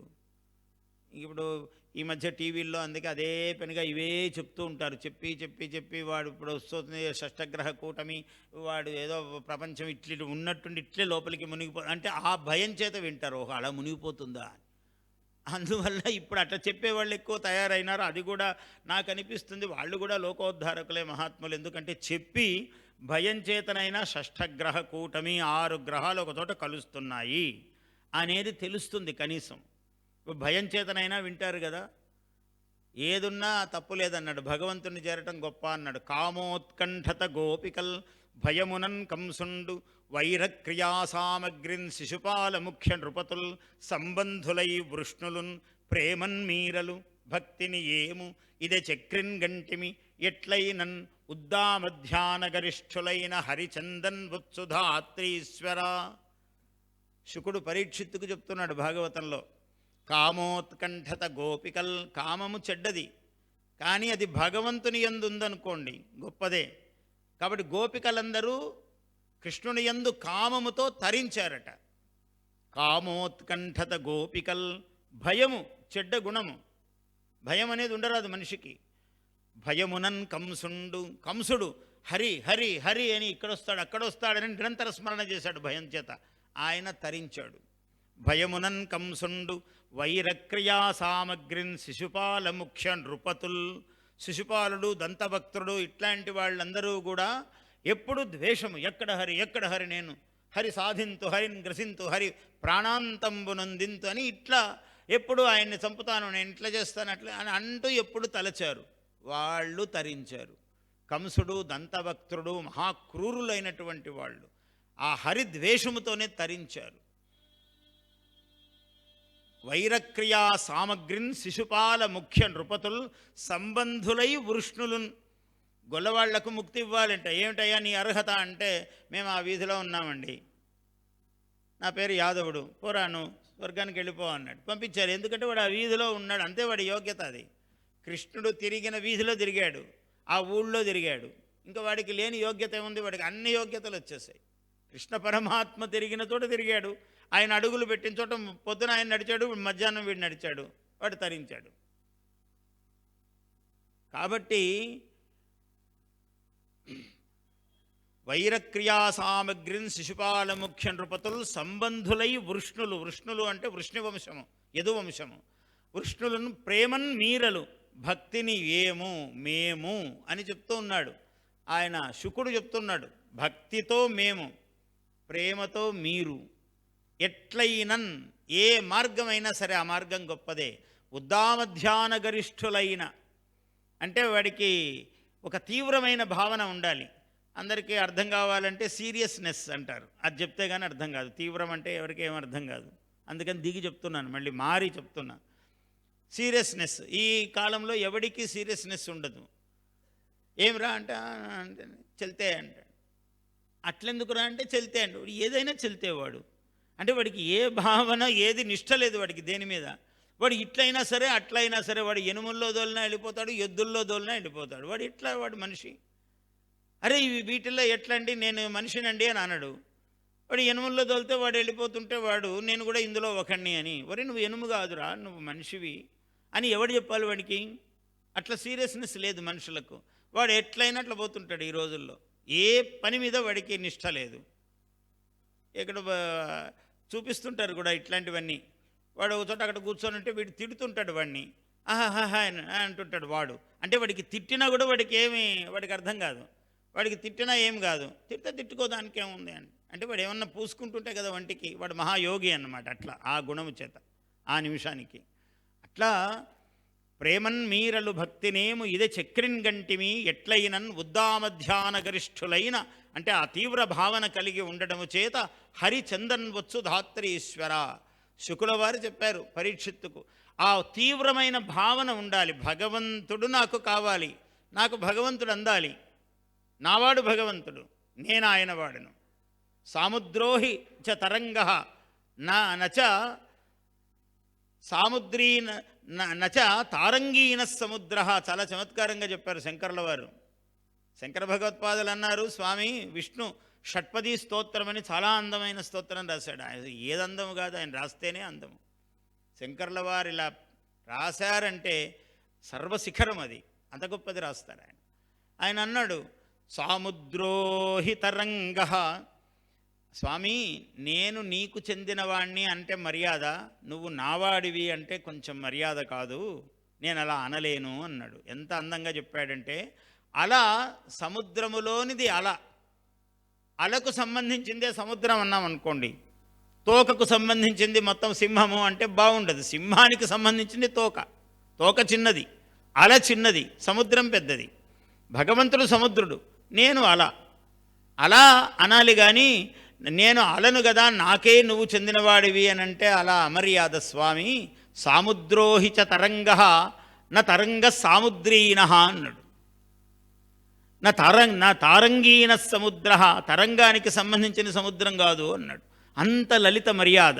అందుకని భగవంతుణ్ణి భజించేటప్పుడు వాడు ఎప్పుడు అనుకుంటాడు, వేసుకున్న మాల రోజు ఆయనకు వేసిందంటే ఎంత భక్తురాలై ఉండాలి ఆమె, ఎట్లా స్వామి మెచ్చేటట్లు ఉండాలి ఆమె, మామూలుగా అవుతుందా? అక్కడ ఒక అర్చకుడు ఉన్నాడు, రోజు దేవాలయంలో ఆయన కసువుడుస్తాడు, ఆ చెట్లకు నీళ్లు పోస్తాడు, ఆ పువ్వులు కోసుకొచ్చి స్వామికి అలంకారం చేస్తాడు, ఆయనకు నీళ్లు మోసుకొచ్చి ఆయనకు అభిషేకం చేస్తాడు. ఒకసారి రాజుగారి సభలో పెద్ద వాంగ్మయ చర్చ జరుగుతుంటే విష్ణు ఆ అర్చకుడిని పిలిచాడు, ఒరేయ్ నువ్వు వెళ్ళి ఆ సభలో పాల్గొనరా అన్నాడు. స్వామి నన్ను పంపిస్తారా సభకు? నేను గనక పోయినానంటే పలానా రామాలయంలో అర్చకుడు ఓడిపోయినాడంటే నీకు చెడ్డ పేరు, రాముడికి చెడ్డ పేరు, కానీ నాకేం కాదు, మళ్ళీ నువ్వే చూసుకో, జాగ్రత్త, నన్ను పంపొద్దు అట్లాంటి వాటికి అన్నాడు. గృహ సమ్మార్జనమో, నీ దేవాలయం కసు ఊడ్చమను, 2 సార్లు ఊడుస్తా, 3 సార్లు చేస్తా. గృహ సమ్మార్జనమో జలాహరణమో, నీ అభిషేకానికి జలం తెమ్మంటే తెస్తాను. శృంగార పల్యంకికావహనంబో, నువ్వు విలాసంగా కూర్చుంటావు చూసావా పల్లకిలో, నీ పల్లకి మొయ్యమంటే మోస్తాను, నా భుజం ఎప్పుడు సిద్ధంగా ఉంటుంది. శృంగార పల్యంకికావహనంబో వనమాలికాకరణమో. ఆడవాళ్ళు మీ అందరికీ తెలుసు ఎంత అందంగా కడతారు మాలలు. ఇక్కడ మల్లెపువ్వు పెడతారు, మళ్ళీ దానికి దవనం పెడతారు, మళ్ళీ ఒక ఎర్రని పువ్వు పెడతారు, మళ్ళీ అక్కడ ఇంకొకటి పెడతారు, మళ్ళీ నల్ల నీలముగా ఉన్న పువ్వు, ఇలా మాలకు అందం వస్తుంది. అన్ని తలుపులు కట్టితే ఏమందం, కొన్ని తలుపులు కట్టి మళ్ళీ ఇక్కడ వేరే రంగు కట్టి మళ్ళీ అక్కడ కట్టి అలా కట్టాలి. ఆ వనమాలిక చేయటం అంత సుందరము. వనమాలికాకరణమో వాల్లభ్య ధ్వజగ్రహణంబో, నీ పల్లకి ఊరేగేటప్పుడు ముందు ఆ లభ్య ధ్వజం ముందు ఒక ధ్వజం పట్టుకుంటాడు, ఒకడు ఇట్లా ముందుకు వెళుతుంటాడు, ఊరేగింపులు జరుగుతూ చూస్తుంటారు మామూలుగా. ఇవన్నీ ధ్వజం అంటే అది జయ చిహ్నం, ఎప్పుడూ కూడా రాజచిహ్నము. రాజరాజు కదా భగవంతుడు, సకల లోకైక చక్రవర్తి ఆయన భగవంతుడు. ఆయన రాముడు కానీ, కృష్ణుడు కానీ, గోవిందుడు కానీ, శివుడు కానీ, అమ్మవారు కానీ, ఎవరైనా ఆ రూపములవే. అట్లాంటి ధ్వజగ్రహణంబో వ్యజనాతపత్రధృతియో, వింజామర వియ్యమంటే వీస్తా స్వామి, చాలా ఇష్టం నాకు. వ్యజనాతపత్రధృతియో ద్రాగ్దీపికారోపమో, ముందు దివిటీలు పడుతూ ఉంటారు, ఆ దివిటీ వెలుగుల్లో తీసుకెళ్తుంటారు ఊరేగింపును. అది కాబట్టి ద్రాగ్దీపికారోపమో, ఇగో ఇవన్నీ ఏమన్నా చెయ్యమను కానీ నృహరి వాదములేల లేరె ఇతరుల్ నీలీల కున్పాత్రముల్. ఇంకెవరి మీదైనా ఈ దయ చూపించు స్వామి, ఎవరన్నా పండితుడో కవినో చూసి, నాకెందుకు ఈ దయ ఇస్తావు, నాకు ఈ పనులు చాలు స్వామి. నన్ను ఇతఃపురా పఠిత శాస్త్ర గ్రంథజాత్యంధు, ఎంత అందంగా రాశాడో పద్యాలు కృష్ణదేవరాయలు. ఇతఃపురా అపఠిత, ఇంతవరకు ఏ గ్రంథాలు చదవలేదు, పెద్దగా చదువుకున్నవాడిని కాదు నేను, ఏదో నీ పూజా మంత్రాలు తెలుసు నాకు. ఇతఃపురా అపఠిత శాస్త్ర గ్రంథ జాత్యంధుణ్ణి, పుట్టుగ్రుడ్డిని నేను. చదువుంటే కదా జ్ఞాననేత్రం ఉంటుంది. నేను పుట్టుగ్రుడ్డిని అనుకోండి, ఏదో మామూలు కళ్ళు ఉన్నాయి నాకు నీ పూజ చేయడానికి వీలుగా. శాస్త్ర గ్రంథ జాత్యంధు, ఆ చిన్న తోట ఉంది, స్వామివారికి కొన్ని పూల చెట్లు పెంచారు. ఆరామక్ష్మాఖనన క్రియాఖర ఖనిత్రిగ్రాహితో అద్యత్కిణ స్తోమా స్నిగ్ధకరున్. ఇట్లాంటి పద్యం ఎవరు రాయలేరు, కృష్ణదేవరాయలు రాశాడు. ఆ చెట్లు రోజు వాటికి పాదులు చేస్తున్నాడట, పారబట్టుకుని వాటిని గుణపం పట్టుకుని తవ్వుతున్నాడు, అవసరమైన చోట్ల నీళ్లు పడుతున్నాడు. ఈ పని అంతా చేయడముతో చేతులు కాయలు కాశాయట. అంత సుందరమైన చేతులు కావునవి.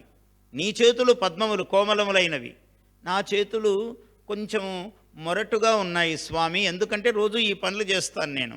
ఆరామక్ష్మాఖనన క్రియాఖర ఖనిద్రిగ్రాహితోద్యత్కిణ స్తోమా స్నిగ్ధకరున్. ఆ పద్యంలోనే చూపించాడు ఎంత కష్టంగా చేతులు ఎంత బాగా లేవో, ఎంత కఠినంగా ఉన్నాయో. స్తోమ అస్నిగ్ధకరున్, స్నిగ్ధము మెత్తగా లేవు నా చేతులు. భవన దాసున్, నీ భవనములో దాసుణ్ణి నేను. వాదిగా పంపుచో, నన్ను రాజసభకు గనక వాదిగా పంపినట్లయితే భూమి భృత్సభన్ ఓటమైన అయశుంబుల్ మీకు రాకుండునే. ఫలానా స్వామి ఆలయంలో అర్చకుడు అని అంటారు తప్ప నాకేమి పేరా ప్రతిష్ట, స్వామి నీ ప్రతిష్ట దెబ్బతింటుంది చూడు, అలా చెయ్యొద్దు అని. అంత అంటే ఇంకొక చోట రాశాడు, బ్రాహ్మణులందరూ ఉదయాన్నే ఆ ఊరి బయట కాలువ బారుతూ ఉన్నది. ఈ బ్రాహ్మణులందరూ మడితో సంధ్యావందనాదులు చేసి తెల్లవారుజాముననే ఆ పంచెలు ఇలా పిండుతారు. మీకు సంప్రదాయం తెలిసిన వాళ్ళకు గుర్తుంటుంది, అది ఇలా పిండి ఇలా మోచేతికేసి ఇట్లా తిప్పి ఇలా పెడతారు కొస. చూసి గుర్తుందా ఎవరికైనా? పంచెలు ఉతికిన పంచెలు పిండి, ఆ పిండిన దాన్ని ఇలా ఇలా ఇలా చుట్టి ఇలా కొస పైకి పెడతారు. అది మామూలుగా మా చిన్నతనంలో అంతా చూసాం పెద్దవాళ్ళు అట్లా చేయగా. దాన్ని ఎంత బాగా వర్ణించాడంటే, ఈ సంప్రదాయాలన్నీ తెలిసినవాడు కృష్ణదేవరాయలు, ఏం మామూలు వ్యక్తి కాదు ఆయన. చక్రవర్తిగా ఎంత గొప్పవాడో అంత సంప్రదాయజ్ఞుడు.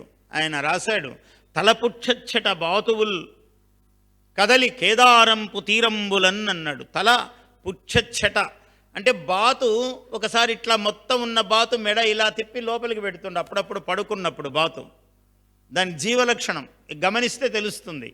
బాతు తెల్లగా ఉంటుంది, దాని ముక్కును ఇలా మెడ వెనక్కు తిప్పి ఇలా లోపలికి గుచ్చి పడుకుంటుంది అప్పుడప్పుడు. అది ఈ పంచెలు బ్రాహ్మణోత్తములు పిండి ఇలా చుట్టి అలా కొసబెడితే అలా కేదారపు తీరాల్లో బాతులు ఉన్నట్లుగా ఉన్నాయట ఆ పంచెలు. ఏం సౌందర్యం చూడండి. అంటే మడిగట్టుకునేటువంటి బ్రాహ్మణులు ఏం చేస్తారో ఈ మడి సంప్రదాయము తెలిసిన వాళ్ళకే ఇవి తెలుస్తాయి, అలా పంచెలు పిండే బ్రాహ్మణులకే తెలుస్తాయి. అంటే ఒక సదాచార సంపన్నమైన కుటుంబాల్లో ఉండే లక్షణం, దాన్ని వర్ణించాడు ఆయన. ఇట్లాంటివి అనేకము. అటువంటి కృష్ణదేవరాయలు తెలుగు గొప్ప అన్నాడు. కృష్ణదేవరాయలు ఏదో మామూలు వాడయ్యి ఏదో ఆయన గొప్ప అన్నాడండి అని కాదు. ఇంత గొప్పవాడైన కృష్ణదేవరాయలు తెలుగే గొప్ప. అన్ని దేశ భాషలు చాలా తెలిసినవాడు ఆయన. అన్నింటిలో కవిత్వము రాయగల ప్రతిభ ఉన్నవాడు తెలుగదేలయన్న అంటే దేశంబు తెలుగు. ఏను తెలుగు వల్లభుండ, నేను తెలుగు వల్లభుడనే కర్ణాటాంధ్ర సామ్రాజ్యాన్ని పరిపాలిస్తున్నా, నేను కన్నడిగుడను అనలేదు ఆయన. తెలుగువాణ్ణే అన్నాడు. ఏను తెలుగు వల్లభుండ అన్నాడు. తెలుగుకొండ ఎల్ల నృపులు కొలువ ఎరుగవే బాసాడి. రాజులందరూ తెలుగునే గొప్పగా కీర్తిస్తున్నారట ఆ రోజుల్లో. చిన్న చిన్న సామంత రాజులు ఉంటారు కదా ఆయన దగ్గర, వాళ్ళందరికీ తెలుగు అంటేనే గొప్పట. ఆ మాట చెప్పాడు. ఎల్ల నృపులు కొలువ ఎరుగవే బాసాడి.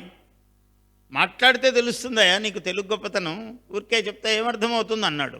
ఎరుగవే బాసాడి దేశభాషలందు తెలుగు లెస్స. ఊరికే ఈ పద్యము అన్ని చోట్ల వింటుంటారు, అర్థం ఎవరు చెప్పరు, మనకు చెప్తే కానీ అర్థం కాదు. తెలుగొకండ ఎల్ల నృపులు కొలువ ఎరుగవే బాసాడి దేశభాషలందు తెలుగు లెస్స. అటువంటి భాషలో పుట్టాం మనం, పుణ్యాత్ములం. ఈ భాషే అంత గొప్పది. ఈ భాష, ఈ సంప్రదాయము, ఈ సదాచారము, ఈ నదీ మండలము, ఇక్కడున్నటువంటి ఆచార వ్యవహారాలు, ఇక్కడున్నటువంటి అమ్మవారి ఆభరణ విశేషాలు, కనకదుర్గమ్మ విజయవాడ ఏమిటి, ఇక్కడ బాసర సరస్వతి ఏమిటి విశేషం అంటే ముక్కు పుడక గొప్ప. కనకదుర్గమ్మ ముక్కు నత్తు అది ఎప్పుడు తడుస్తుందో కృష్ణానది పొంగి మొత్తం ప్రపంచమంతా ప్రళయం అన్నారు అప్పుడు. ఇంకా అంత ఎత్తుకు నది వచ్చాక ఏముంది ఇంకా మునగక. ఆమె ముక్కు పుడక ప్రమాణము. స్త్రీకి ఎన్ని ఆభరణాలు ఉండొచ్చు, కిరీటాలు ఉండొచ్చు, కేయూరములు ఉండవచ్చు, హారములు ఉండవచ్చు, కానీ ముక్కు పుడక చాలా గొప్పది. ఆ ముక్కు పుడక తెలుగు వాళ్ళ లక్షణం. తమిళులు కూడా పెట్టుకుంటారు, కానీ తెలుగు గొప్ప సంప్రదాయం ఇది. ఎందుకు ముక్కు పుడక?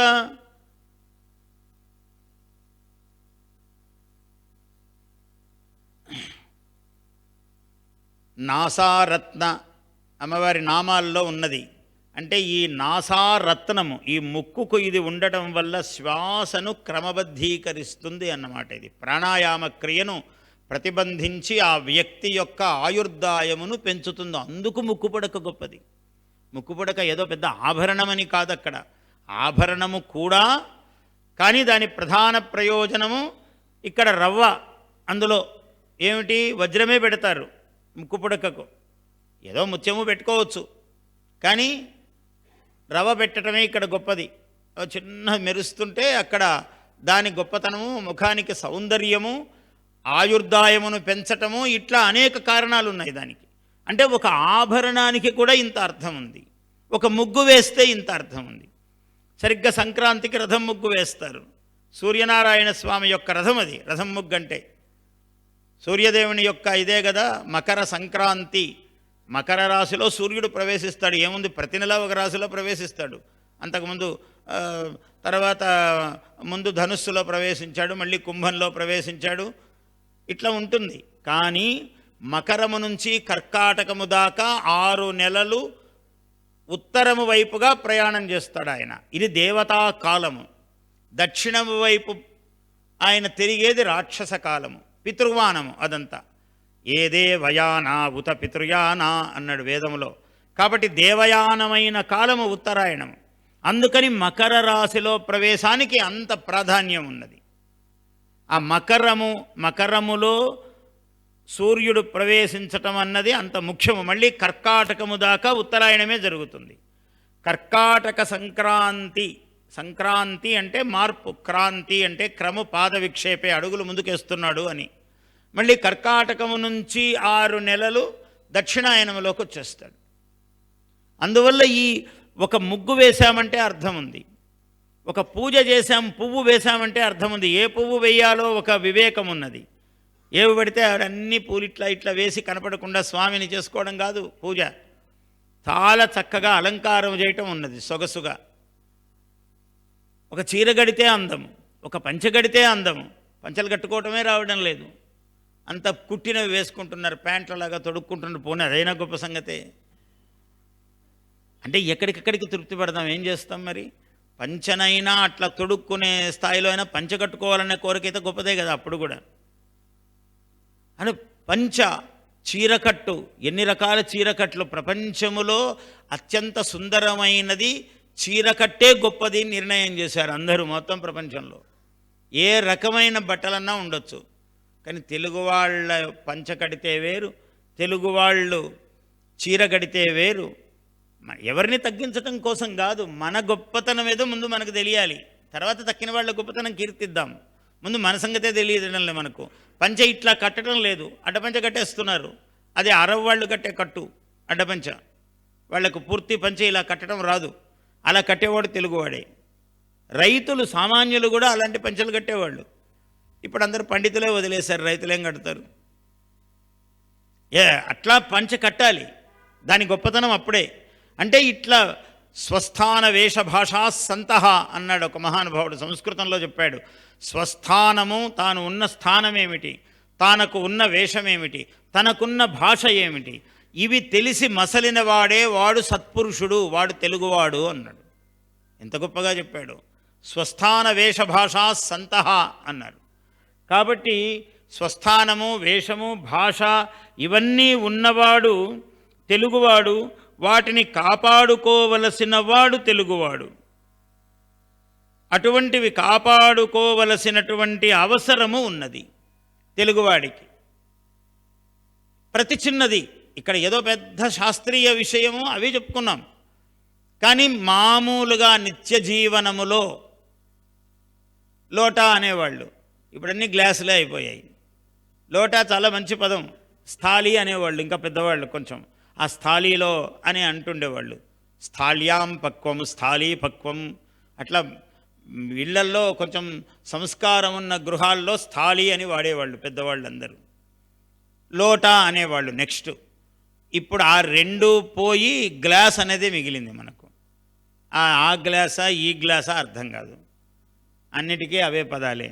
అందువల్ల మనము అటువంటి భాషను భక్తిని రక్షించుకునే బాధ్యత, ఏది కావాలంటే అది మాట్లాడుకోవచ్చు, అన్నీ అవసరమైనవే ఇవాళ. మమ్మీలో అమృతత్వమేది వినరా మా బాబు మాధుర్యమౌ, అమ్మా అన్న పదమ్ములో కలదురా హాయన్నచో విన్నచో. 1995లో రవీంద్ర భారతిలో ద్విశతావధానము జరిగితే ఈ మమ్మీ డాడీ సంస్కృతి గురించి పద్యం చెప్పండి అని అడిగారు నన్ను. అప్పుడు చెప్పిన పద్యం ఇది. మమ్మీలో అమృతత్వమేది, అమృతత్వము లేదు. అమ్మా అంటే అమృతం ఉన్నది, మమ్మీ అంటే ఆ తీసేయాలి, మృతత్వమే ఉంది అక్కడ. దేన్నంటారు మమ్మీ అని? మమ్మీలో అమృతత్వమేది వినరా మా బాబు మాధుర్యమో, అమ్మా అన్న పదమ్ములో కలదురా హాయన్నచో విన్నచో. చెమ్మల్ చిమ్మెడు చిన్ని మాటకు ఘన శ్రీభాష్యముల్ సాటిరావు. చెమ్మల్ చిమ్మెడు చిన్ని మాటకు ఘన శ్రీభాష్యముల్ సాటిరావు. అమ్మో ఏ లోక మునిగిపోయెదరు ఈ అప్రాచ్య దుస్సంస్కృతిన్. 95లో చెప్పే ఈ పద్యం.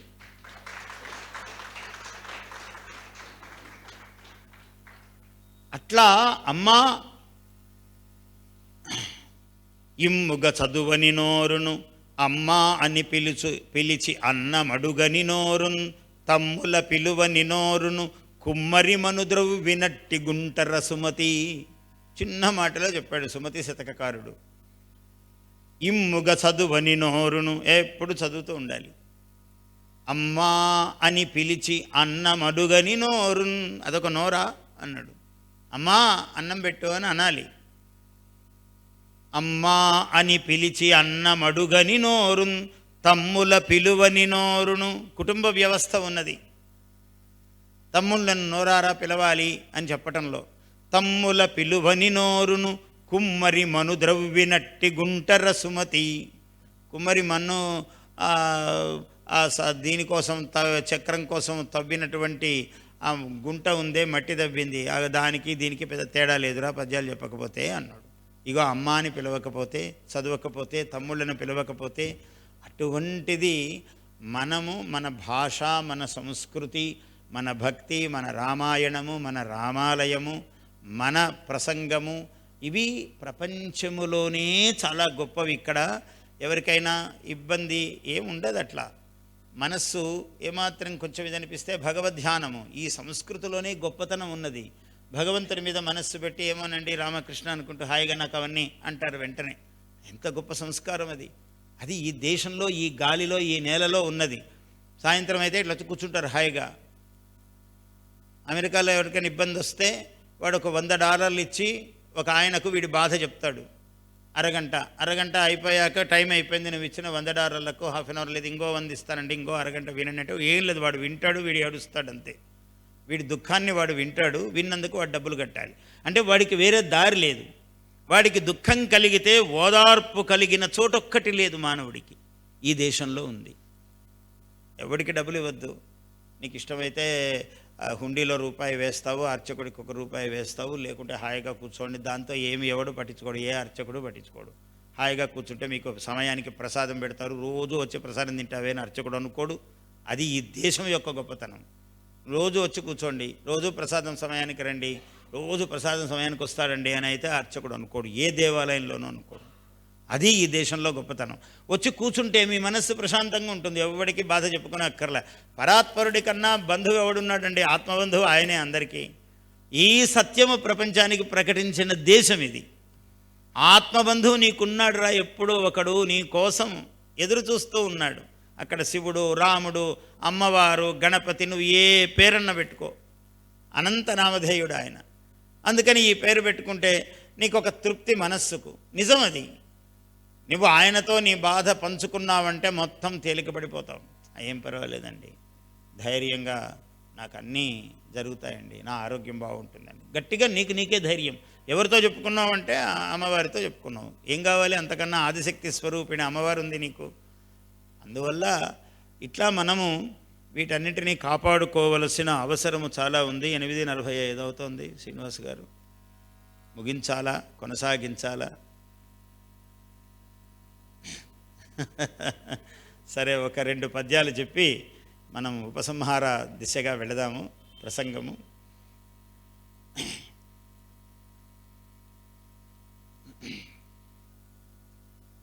ఒకసారి అవధానంలో శివుణ్ణి వర్ణించమన్నారు. శివుడంటే ఎలా చెప్పాలి? ఎక్కడి నుంచి మొదలు పెట్టాలి? ఆ పాతాళ నభస్థలాంతభువన బ్రహ్మాండమా విస్ఫుర జ్యోతిస్ఫాటికలింగమౌళి విలసత్ పూర్ణేందువాంతామృతై అస్తోకాప్లుతమేకమీశమనిశం రుద్రానువాకాంజపన్ ధ్యాయేత్ ఈప్సిత సిద్ధయే ధ్రువపదం విప్రోభిషించేత్ శివం అన్నాడు. ఎక్కడ మొదలు పెట్టాలి శివుడంటే? ఆ శివులో అడిగారు ఒక పృచ్ఛకుడు, ఏ శబ్దంబులు, నా పరిస్థితి అది. అంటే ఇప్పుడు పద్యం చెప్పినంత వ్యవధి తీసుకోలేదు, సభలో అంత అవకాశం ఉండదు. వ్యాఖ్యానం చెప్తున్నాను కాబట్టి సమయం తీసుకున్నాను. ఏ శబ్దంబులు, ఎక్కడ పట్టుకోవాలో అర్థం కాలే, ఎక్కడ మొదలు పెట్టాలో తెలియటం లేదు. అదే చెప్పాను. ఏ శబ్దంబులు చెప్పలేనివి గదా ఈశా మహత్వంబు, ఈ రాశీభూత మహామహో జగతిలో రమ్యంబు గమ్యంబును.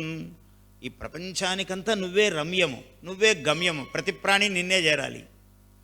రమ్యంబు గమ్యంబును ఆశావీధులు అంబరంబులగు. ఏదో అట్లాంటి బట్టలు, ఈ అంచులు ఆ అంచులని సొగసులు చూసుకొని చీరలు కట్టుకుని పంచలు కట్టుకుని మేము మురిసిపోతున్నాం. నీకు దిక్కులే వస్త్రములు. ఆశ అని పేరు దిక్కుకు. అందుకని మన ఆశకు కూడా, కోరికకు కూడా ఆశ అని పేరు. అంటే ఆశ అది ఎంత దూరమైనా పోతుంటుంది, దిక్కు అన్నమాట, దానికి అంతం ఉండదు. ఒక కోరిక అయిపోతేనే ఇంకో కోరిక వస్తూ ఉంటుంది మానవులకు. ఇదొక్కటేనండి నాకు, ఇది తప్పితే నాకు ఇంకేం లేదండి జీవితంలో. హాయిగా కృష్ణారామాన్ని కూడా కూర్చుంటానంటాడు వాడు, అనుకోడు. ఇది అయిపోతేనే ఇంకోటి వస్తుంది, అది అవుతూనే ఇంకొకటి వచ్చి కూర్చుంటుంది. ఇట్లా పరంపరలు ఉంటాయి. అందుకని షా అని దీర్ఘం తీశాడు దాన్ని. ఆశావీధులు అంబరంబులగు, అవే వస్త్రాలు. నీ ఆధిక్యమున్ చెప్ప, అటువంటి దిక్కును అంబరముగా వస్త్రముగా మలుచుకున్నవాడివా నువ్వు? ఎట్లాంటి వాడివి తండ్రి? సామాన్యుడివా నువ్వు? నిన్ను చెప్పగలమా, మేము వర్ణించగలమా? ఆశావీధులు అంబరంబులగు నీ ఆధిక్యమున్ చెప్ప, నేను ఈశుడగాను ఒక్క ప్రణుతిన్ హృద్వీధిలో చేసెదన్. ఒక్క నమస్కారం చేసుకోగలను తండ్రి, నీ మీద పద్యం చెప్పటం నా వల్ల అయ్యే పని కాదు. ఏం చెప్పితే ఎంతో చెప్పనిదే మిగులుతుంది, ఏదో కొంచెం చెప్పగలము అని పద్యం చెప్పాను. ఆశావీధులు అంబరంబులగు నీ ఆధిక్యమున్ చెప్పనే నీశాయుషుడగాను ఒక్క ప్రణుతిన్ హృద్వీధిలో చేసెదన్. ఎవడీ రుద్రుడు అగ్నిలో జలములో ఈ ఓషధీ రాశిలో వివిధ ప్రాణిచయంబులో జగతిలో విశ్వాంతరాళంబులో పవనం వందున ఆకసంబునను శుంభద్భూమి భాగాన నిండి వసించున్ మరివాని నిన్ను కొలుతున్ నిత్యైక చైతన్యమున్. అనుబంధంగా పద్యం చెప్పారు. యౌవని చేజనించు జగము యౌవని లోపల నుండు లీనమై, ఇది పోతన పద్యం. దాని పక్కన ఇది పెడితే పోతన గారి రాశారన్నట్లుంటుంది. అంటే గర్వంగా కాదు, సంతోషంగా చెప్తున్నాను. యౌవని చేజనించు జగమెవ్వని లోపల నుండు లీనమై, యవ్వని ఎందుడిందు పరమేశ్వరుడెవ్వడు, మూల కారణం వెవ్వడు, అనాది మధ్యలయుడెవ్వడు, సర్వము తానయైన వాడెవ్వడు, వానిన్ ఆత్మభవున్ ఈశ్వరునే శరణంబు వేడెదన్ అన్నాడు. ఎవడీ రుద్రుడు అగ్నిలో, జలములో, ఈ ఓషధీ రాశిలో, వివిధ ప్రాణిచయంబులో, జగతిలో, విశ్వాంతరాళంబులో, పవనంబందున ఆకసంబునను, శుంభద్భూమి భాగాన నిండి వసించున్, మరివాని నిన్ను కొలుతున్ నిత్యైక చైతన్యమున్. అట్లాంటి నిత్యైక చైతన్యమును నేను కొలుస్తాను స్వామి. ఆశువుగా సభలో చెప్పిన పద్యమే. అట్లా మన పద్యము గొప్పది. నేను పద్యం చెప్పటము నాకేం గొప్ప కాదు, కొన్నాళ్ళకి మీకు కూడా గొప్ప కాదు. మీరు పద్యం చెబితే గొప్ప. అంటే అట్లా రావాలి. దాన్ని మనము వీటిని మొత్తం వాటిలో అన్నీ చూడండి, ఎన్నో పద్యాలు ఉంటాయి. నేను ఒక చోట అమ్మను నమ్ముకుంటిని యహమ్ము ఇహమ్మును మాని పూని కన్నను ఒక మాలిక చెప్పాను ఆశువుగా ఒక సభలో. ఇది చాలామంది అధ్యాపకులు, వాళ్ళు పాఠాలు చెప్తున్న వాళ్ళు చాలామంది, పిల్లలు కొంతమంది ఈ మాలికను నాగఫణి శర్మ గారి లాగా మేము కూడా చెప్పామని పెడుతుంటారు అప్పుడప్పుడు. కొన్ని వందల మంది ఆ మాలిక అట్లా చెప్పటం రావాలి. అంటే పద్యం ఏం చేస్తుందంటే మనల్ని తీసుకెళ్ళిపోతుంది. పొడి మాటలు 100 చెప్పటము కన్నా ఒక పద్యము గొప్ప అవుతుంది.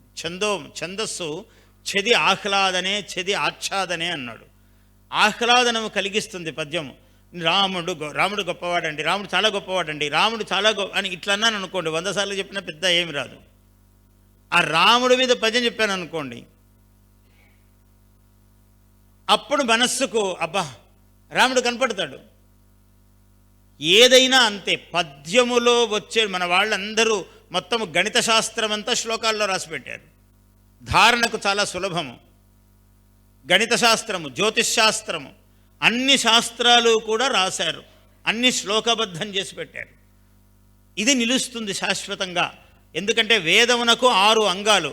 నిష్కారణో బ్రాహ్మణేన షడంగో వేదోధ్యేతవ్య అన్నారు. కారణమేమీ లేకుండా బ్రాహ్మణుడు 6 అంగములు కలిగిన వేదమును అధ్యయనం చెయ్యాలి అని ఒక సూత్రం చెప్పారు మనవాళ్ళు. 6 అంగాలు ఏమిటంటే శిక్ష, వ్యాకరణం, ఛంద, నిరుక్తం, జ్యోతిషం, కల్ప. ఇవి 6 అంగాలు. జ్యోతిషం అనేది కూడా ఒక అంగము. కల్పము. వ్యాకరణం, ముఖం వ్యాకరణం ప్రోక్తం ఛందః పాదౌతు వేదస్య. ఆ వేద పురుషుడికి ఛందస్సు అంటే ఇప్పుడు నేను చెప్పిన ఉత్పలమాల, చంపకమాల, మత్తేభము, శార్దూలము, ఇట్లాంటి కందము, ఈ పద్యాలు ఇవన్నీ ఛందస్సు.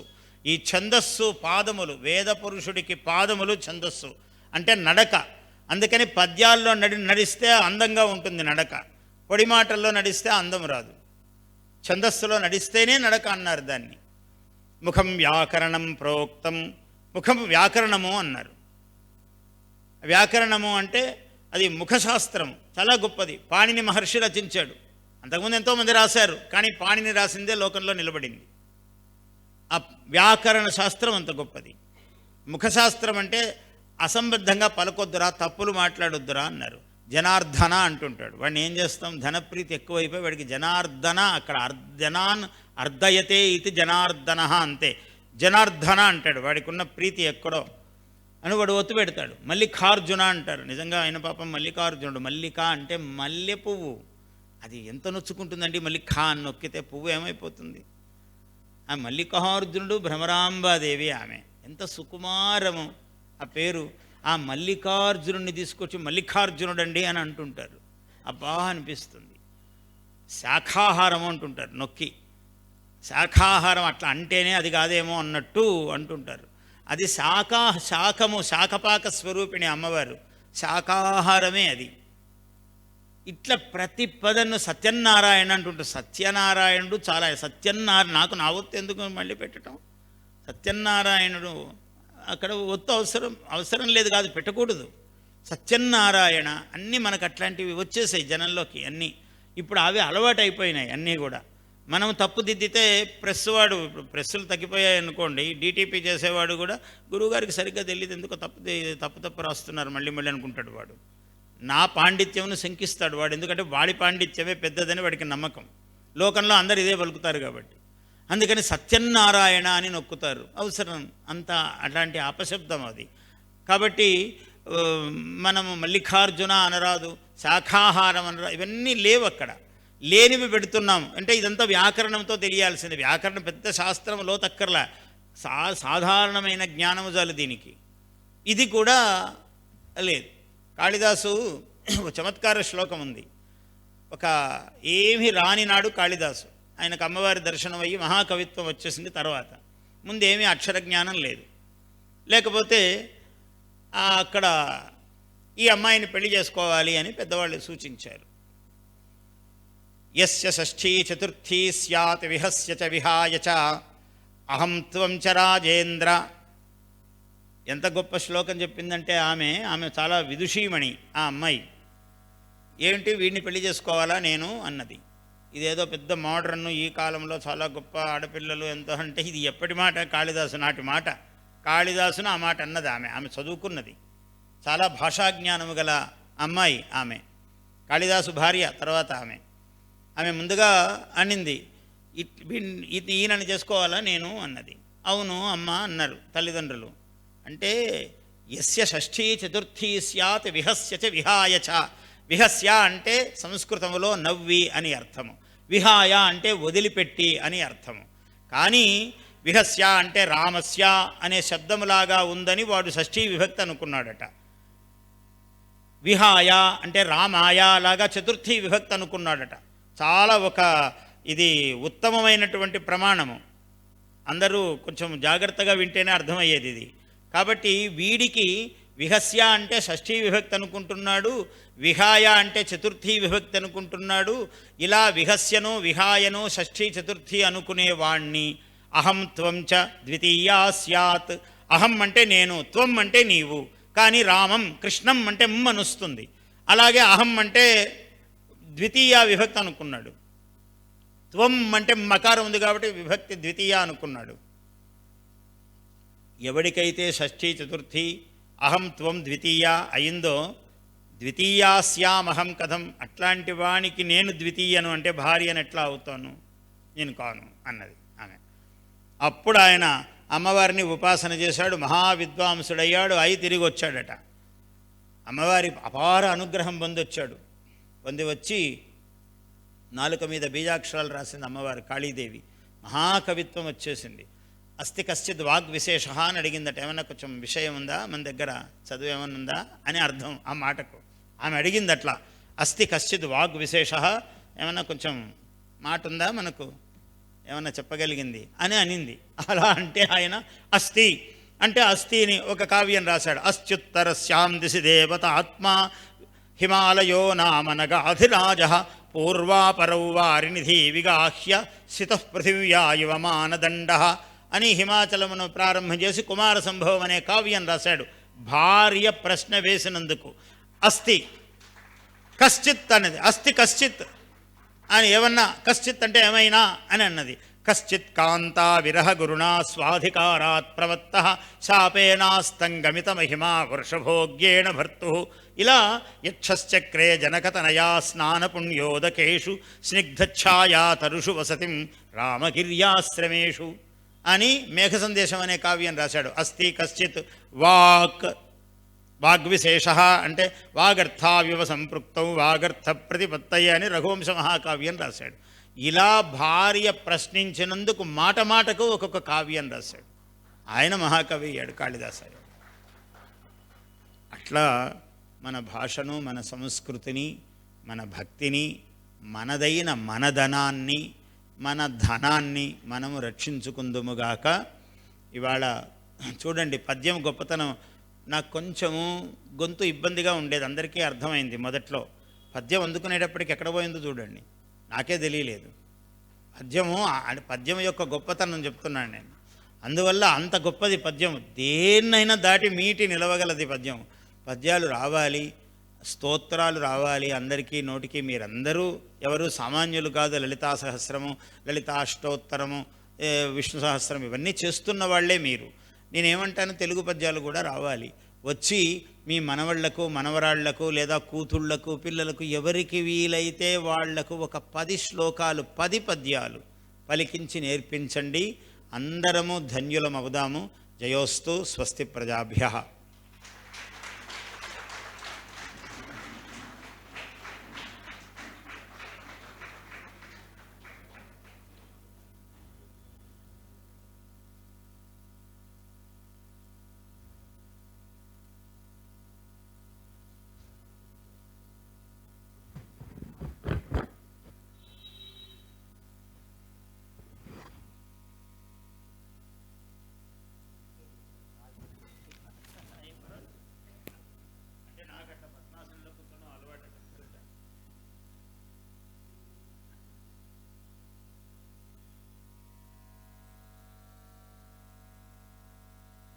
మానవ జీవిత సార్థకత దైవ చింతన, మళ్ళీ దానిలో తరించిపోవాలని నారద భక్తి సూత్రాల గురించి, భక్తి అనుగ్రహ అగ్రగణ్యుల్లో ప్రహ్లాదుడి గురించి, పరభాషల గురించి, ఆచార వ్యవహారాల శైలి, తెలుగు భాష యొక్క ప్రాముఖ్యత, ఇవన్నీ కూడా ఇంకా చాలా చేశారు. కానీ నేను వాటిని పట్టలేకపోయాను. కొన్ని మా ఆవిడకి ఇచ్చి రాయమన్నాను. ఎందుకంటే నాకు ఇప్పుడు రేపేం చేయాలి, ఎల్లుండి భోజనాలు ఎట్లా, ఇంతమంది ఎలా కంట్రోల్ చేయాలి, అది నేను ఆలోచిస్తున్నాను. నాకు అంటే ఇక్కడ విషయం, మా గురువుగారు ఆంజనేయ శాస్త్రి గారు చాలామందికి తెలుసు. ఆయన నేను జూన్ 26న పోతాను, నెక్స్ట్ సప్తాహం నువ్వు చెయ్యి అని నా మీద పెట్టాడు. నాకేం తెలియదు దాని గురించి అసలు. నువ్వు తాతయ్య అని అనేవాడిని. తాతయ్య నువ్వు పిలిస్తే అందరు వస్తారు, నేను ఇస్తాడు. నా జాతకం చూసి 7 ఏళ్ళు చేస్తావు, నీకు రాజదండం దొరకదు చెప్పాడు నాకు. దాని జోలికి పోతే నీ ప్రాణం మీదకి వస్తుందని కూడా చెప్పాడు. అట్లాగే దాని గురించి ప్రయత్నం చేస్తే చివరికి ఆంధ్రమేళ సభలో పడి 15 రోజులు అటా ఇటా అని మళ్ళీ బయటకు వచ్చా. అప్పుడు ఆయన మీద నాకు గురి కుదిరింది. అప్పుడు ఎవరిని పెట్టి చేయమంటావు అన్న. అప్పుడు ఈయన పేరు సజెస్ట్ చేశారు ఆయన, శాస్త్రి గారు. ఆయన 95లో అవన్నీ నరసింహరావు గారు రావడం, అదే అవధానం చేయడం, అవన్నీ విన్న తర్వాత నాగభూషణ్ సారి వారి చేత హరిద్వార్లో సప్తాహం పెట్టు, అవుతుంది నేను చెప్తున్నా. నువ్వేమో 26వ తారీఖు ఉండనంటున్నావు అంటే ఆయన లెక్కేసుకున్నాడు. మరి ఎట్లా అవుతుంది, మీ నాన్న ఉంటాడు, మీ ఇద్దరు చేయండి, ఇక నుంచి నువ్వే చేయాలి అని నాకు కాశీలో అప్పచెప్పాడు. కొన్నాళ్ళు తంటాలు పడి చేశా. తర్వాత 2015లో అక్కడే కాశీలోనే పెద్ద యాగం చేసి 18 రోజులు ఎక్కడైతే నాకు ఆయన అప్పచెప్పారో అక్కడే నేను దండం పెట్టా. అందుకంటే మా అన్న పోయినాడు, మా నాన్న అన్నారు నాకు భయం, మా అమ్మకు పోయింది, మా అన్నయ్య కూడా పోయినాడు. అప్పుడు మా నాన్న అన్నాడు, నువ్వు వెళ్ళవాకి ఇక్కడే ఉండు, ఈ గానసభను ఉద్ధరించు అన్నాడు. అప్పటికే ఉద్ధరిస్తున్నాను. అప్పటి నుంచి కంప్లీట్గా టేక్ ఓవర్ చేసి నడిపిస్తున్నాను. పోయిన సంవత్సరం ఎప్పుడో వారిని అడిగా, ఏమండి ప్రారంభోత్సవం రండి అని. ఏదో తర్వాత ఆయన ఏదో కార్యక్రమాల వల్ల ఆదిలో కాకపోయినా అంత్యంలో వస్తానన్నారు. సరే అప్పటికి ఏదో కుదరలేదు. అప్పుడు అనుకున్నా ఏమైనా సరే గురువుగారిని ఈసారి పెట్టాలి అని 3 అంటే నా మైండ్లో వస్తే మాత్రం తొందరగా డిలీట్ కాదు. ఓ పట్టుబట్టి రోజు మా సరస్వతి అమ్మవారు, అక్కడ శారదాంబ వారిని రోజు దండం పెట్టుకునేవాడిని. ఆయన డేటు మళ్ళీ ఎటువంటి ఇబ్బంది రాకూడదు అని. ఆ యొక్క నాకు ఆయన ఆధ్యాత్మిక గురువు, మా నాన్నకు కూడా ఆయనే. ఆయన గురించి చెప్పాలంటే చాలా విశేషాలు ఉన్నాయి, ఇంకో సందర్భంలో చెప్తాం. అయ్యా మీరు కొంతమంది అడిగారు, ఏమండి శ్రీరామగాసం అంటే సంగీతం కదా, సంగీతంలో మీరు ప్రవచనం ఎలా పెడతారు అన్నాడు. ఆయన కూడా సంగీత విద్వాంసుడే, ఆయన సరస్వతి పుత్రుడు. అటు పాడతారు, చక్కగా పాడతారు, ఇటు 2 చేస్తారు. ఆయన ప్రసంగం ఇక్కడ పెట్టడం అనేది సబబే అన్నాను. కొంతమంది విని కరెక్టేనండి, ఇది బాగానే ఉంది. యాక్చువల్గా ఆయనకి క్యాజు మృదంగం పెడితే ఇంకా అద్భుతంగా ఉంటుంది. ఇంకో సందర్భంలో అలాంటి ఏర్పాటు భగవంతుడు శక్తినిచ్చి నాకు మీ అందరూ ఆర్థికంగా మన గుళ్ళో మనమే చేసుకోవాలండి. కొంతమంది ఈసారి పెద్ద ఇబ్బంది వచ్చింది నాకు. అయితే కొంతమంది ఆర్టిస్టులే ఇగో ఈ ఇబ్బంది వచ్చింది కదా, నేను నీకు ఫ్రీగా వాయిస్తాను, నాకేం డబ్బులు ఇవ్వద్దు. అలాంటి ప్రోత్సాహం ఉన్నప్పుడు మనం ఈ వేదిక, ఈ గుళ్ళో కొన్ని లక్షల హోమాలు, ఆంజనేయ శాస్త్రి గారు అనేవాడు, ఇగో నీ సంగీతం నువ్వు చూసుకో, దాని జోలు మేము రావు, నీకేం కావాలంటే చెప్పు. 79 నుంచి భోజనాలు పెట్టాడు ఆయన. అయ్యో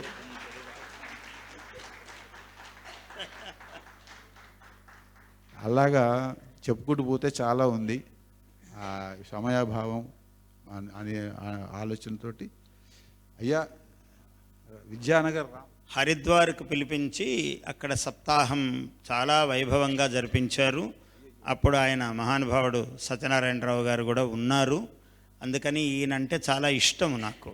నేను ఎన్ని పనులలో ఎంత ఒత్తిడి మీద ఉన్నా కూడా ఈయన మా అల్లుడిని అడిగారు, రాజీవ్ భరద్వాజ మా అల్లుడే చూస్తారు నా కార్యక్రమాలన్నీ, ఆయన అడిగి నేను వచ్చి కలుస్తాను అన్నారు ఈయన 2 సార్లు. నేనన్నాను, ఆయన అంత దూరం నుంచి వచ్చి కలిసి మళ్ళీ ఇదే చెప్పటమే కదా, నేను వస్తున్నాను అని చెప్పున ఆయన వచ్చి కలిసే అవసరం లేదు, ఆయన కార్యక్రమానికి నేను ఉంటాను, ఇది మన కార్యక్రమము, ఆ మాట చెప్పు అని మా అల్లుడికి చెప్పాను. ఈయన పాపం ఇన్ని పనులు పెట్టుకుని ఇప్పుడు ఇక్కడ కూర్చొని చెప్తున్నారా, రేపు మళ్ళీ అన్నం ఎట్లా, అందరికీ ప్రసాదాలు ఎట్లా, వితరణ ఎట్లా, ఎందరినీ అనే పని 1000 విధాలు పనిచేస్తూ ఉంటుంది మనస్సు ఆయనకు. అలా పనిచేసేవాడు ఇంత దైవ కార్యమే. మీ అందరికీ ప్రసాదాలు పెట్టాడంటే, అందరినీ కూర్చోబెట్టాడంటే, అందరినీ కూర్చోబెట్టి మీకు కుర్చీలు వేశారంటే ఇదంతా దైవ కార్యమే. దైవం మానుష రూపేణ జరుగుతూ ఉంటుంది. ఈ పని చేసేవాడికి నేను సహకరించాలి కదా మరి. అందువల్ల మీరు ఏమీ రానక్కర్లేదు నాయన, నేనే వస్తానని చెప్పు ఆయనకు. మనకు చాలా ముఖ్యుడు ఆయన. కొనికి శ్రీనివాస్ అంటే మనకు చాలా అంతరంగ మిత్రుడు, నేను వస్తానని చెప్పి అంటే మా అల్లుడు చెప్పారు, మీరేమి రానక్కర్లేదు, 24 మాకు గుర్తుంది, మేము వస్తాము అని చెప్పాము. అట్లనే ప్రసంగం పెడితే ఎట్లా అంటే ఎట్లా కాదు, ఉత్తమమైన వాక్యములో సంగీతం ఉంటుంది, రహస్యం. అది కనుక్కోగలిగిన వాడు సంగీత విద్వాంసుడు. ఉత్తమమైన తననా అన్నాడు అనుకోండి, దీంట్లో ఒక సాహిత్యం ఉంది, ఇది చూడగలిగిన వాడు మహాకవి. ఇది రహస్యం. ఆ రెండిటికి సంబంధం ఏమిటంటే, ఒక వాక్యము మాట్లాడితే దానిలో సంగీతం ఉంటుంది, దాన్ని చూడగలిగిన వాడు గొప్ప సంగీత విద్వాంసుడు. ప్రతి శృతి స్వరములో, రాగములో ఒక భాష ఉంటుంది, సాహిత్యం ఉంటుంది, దాన్ని చూడగలవాడు మహాకవి అవుతాడు. అలా ఈ రెండిటికే అవినాభావ సంబంధం. అందుకని ప్రసంగాలు ఎట్లా పెట్టారు అంటే, నా ప్రసంగానికి అసలు వర్తించదు. నేను మొత్తము, నన్ను పెద్దవాళ్ళందరూ అనేవాళ్ళు, నువ్వు ఎలాగయ్యా నువ్వు సాహిత్యంలోకి వచ్చేసావు దారి తప్పి, నువ్వు సంగీత ప్రపంచంలో కదా ఉండాలి అన్నారు. బాలమురళీ కృష్ణ నేను అవధానములో స్వరపది అని పెట్టాను. అంటే ఒక స్వరం పాడితే దానికి పాట ఆశువుగా పాడాలి. ఈ మైక్ మీద పాట పాడండి అని ఆయన స్వరం వేస్తే మైక్ మీద నేను పాట అలా చేశాను నేను. మీ ప్రశ్నకు నా పాట అని పెట్టాను. దానికన్నా కొంచెము ఉత్తమ కక్షలోనిది ఈ స్వరపది. ఆ స్వరపది ఆ రోజు బ్రహ్మాండంగా సభ జరిగింది. ఉదయము పివి నరసింహారావు గారు వచ్చి వెళ్ళారు ప్రధానమంత్రి, సాయంకాలము సభ, రాత్రి 11:30, 12 అయింది. లలిత కళా తోరణంలో 20,000 మంది జనం ఉంటారు ఆ టైంకి, ఆ సమయంలో. అలా నేను చెప్తుంటే ఆయన అన్నారు, అంతా అయ్యాక సంగీత సరస్వతి నమస్కారం అన్నాడు ఆయన నాకు. నేనేమో సాహిత్య సరస్వతిని. కానీ ఆయన అంత ఆనందించాడు. ఏమిటో నా పాటలన్నీ మీ పద్యాలన్నీ ఒక అసాధారణమైన అనుభూతినిచ్చి నాకు అని అన్నాడు ఆ రోజు మాట్లాడుతూ. ఆయన మాట్లాడుతున్నప్పుడు, అన్నమునకు ఆంధ్రము ఆదరణకు అరవము అని ఒక పాట పాడాడు ఆయన. అంటే ఆయన పాపం ఆంధ్రదేశం ఆదరించలేదని ఆయనకి ఇక్కడ నొప్పి ఉంది. నాకేమో 1000 మంది జనం ఉన్నారు. ఇది ఆయన భావం మాత్రమేనండి, నా పదాలే నావి కానీ నా భావం కాదు అని చెప్పే సభకు ముందు. అన్నమునకు ఆంధ్రదేశము అన్నా అని గౌరవింపనరవము నిజమే అని పద్యం చెప్పాను. ఆయన ఏది చెప్తే దానికి ఒక పద్యం చెప్తూ వచ్చా. పాట అంటే పాట పాడాం, ఇద్దరం కలిసి పాట పాడాం. అట్లా సంగీతము సాహిత్యము రెండు కవల పిల్లలు అవి. నిజంగా ఎవడైనా పద్యం సంగీతం తెలియని వాడు పద్యం చెప్పాడు అనుకోండి, వినలేరు. సంగీతం తెలిసినవాడు పద్యం చెప్తేనే వినగలుగుతారు. అట్లనే సాహిత్య స్పర్శ లేని గొప్ప సంగీత విద్వాంసుడు ఉన్నాడు అనుకోండి, అన్ని అపశబ్దాలే పలుకుతుంటాడు, అక్కడ కూడా వినలేము. అందువల్ల ఈ రెండిటికి అవినాభావ సంబంధం ఉంది. ఒకటి అవినాభావం అంటే వినా అంటే లేకపోవటం, ఇది లేకుంటే అది లేదు, అది లేకుంటే ఇది లేదు. అలా సంగీత సారస్వతాలు కాబట్టి మనం ఇక్కడ కార్యక్రమాలు అలా చేసుకోవచ్చు నిర్దోషము. చాలా చక్కగా వివరించారు. వారి స్పీచ్ గురించి నేను మాట్లాడేంత శక్తి నాకు లేదు. శివచంద్ర గారు వస్తారు, రండి. సుబ్బారావు ఓచర్ తీసుకురా.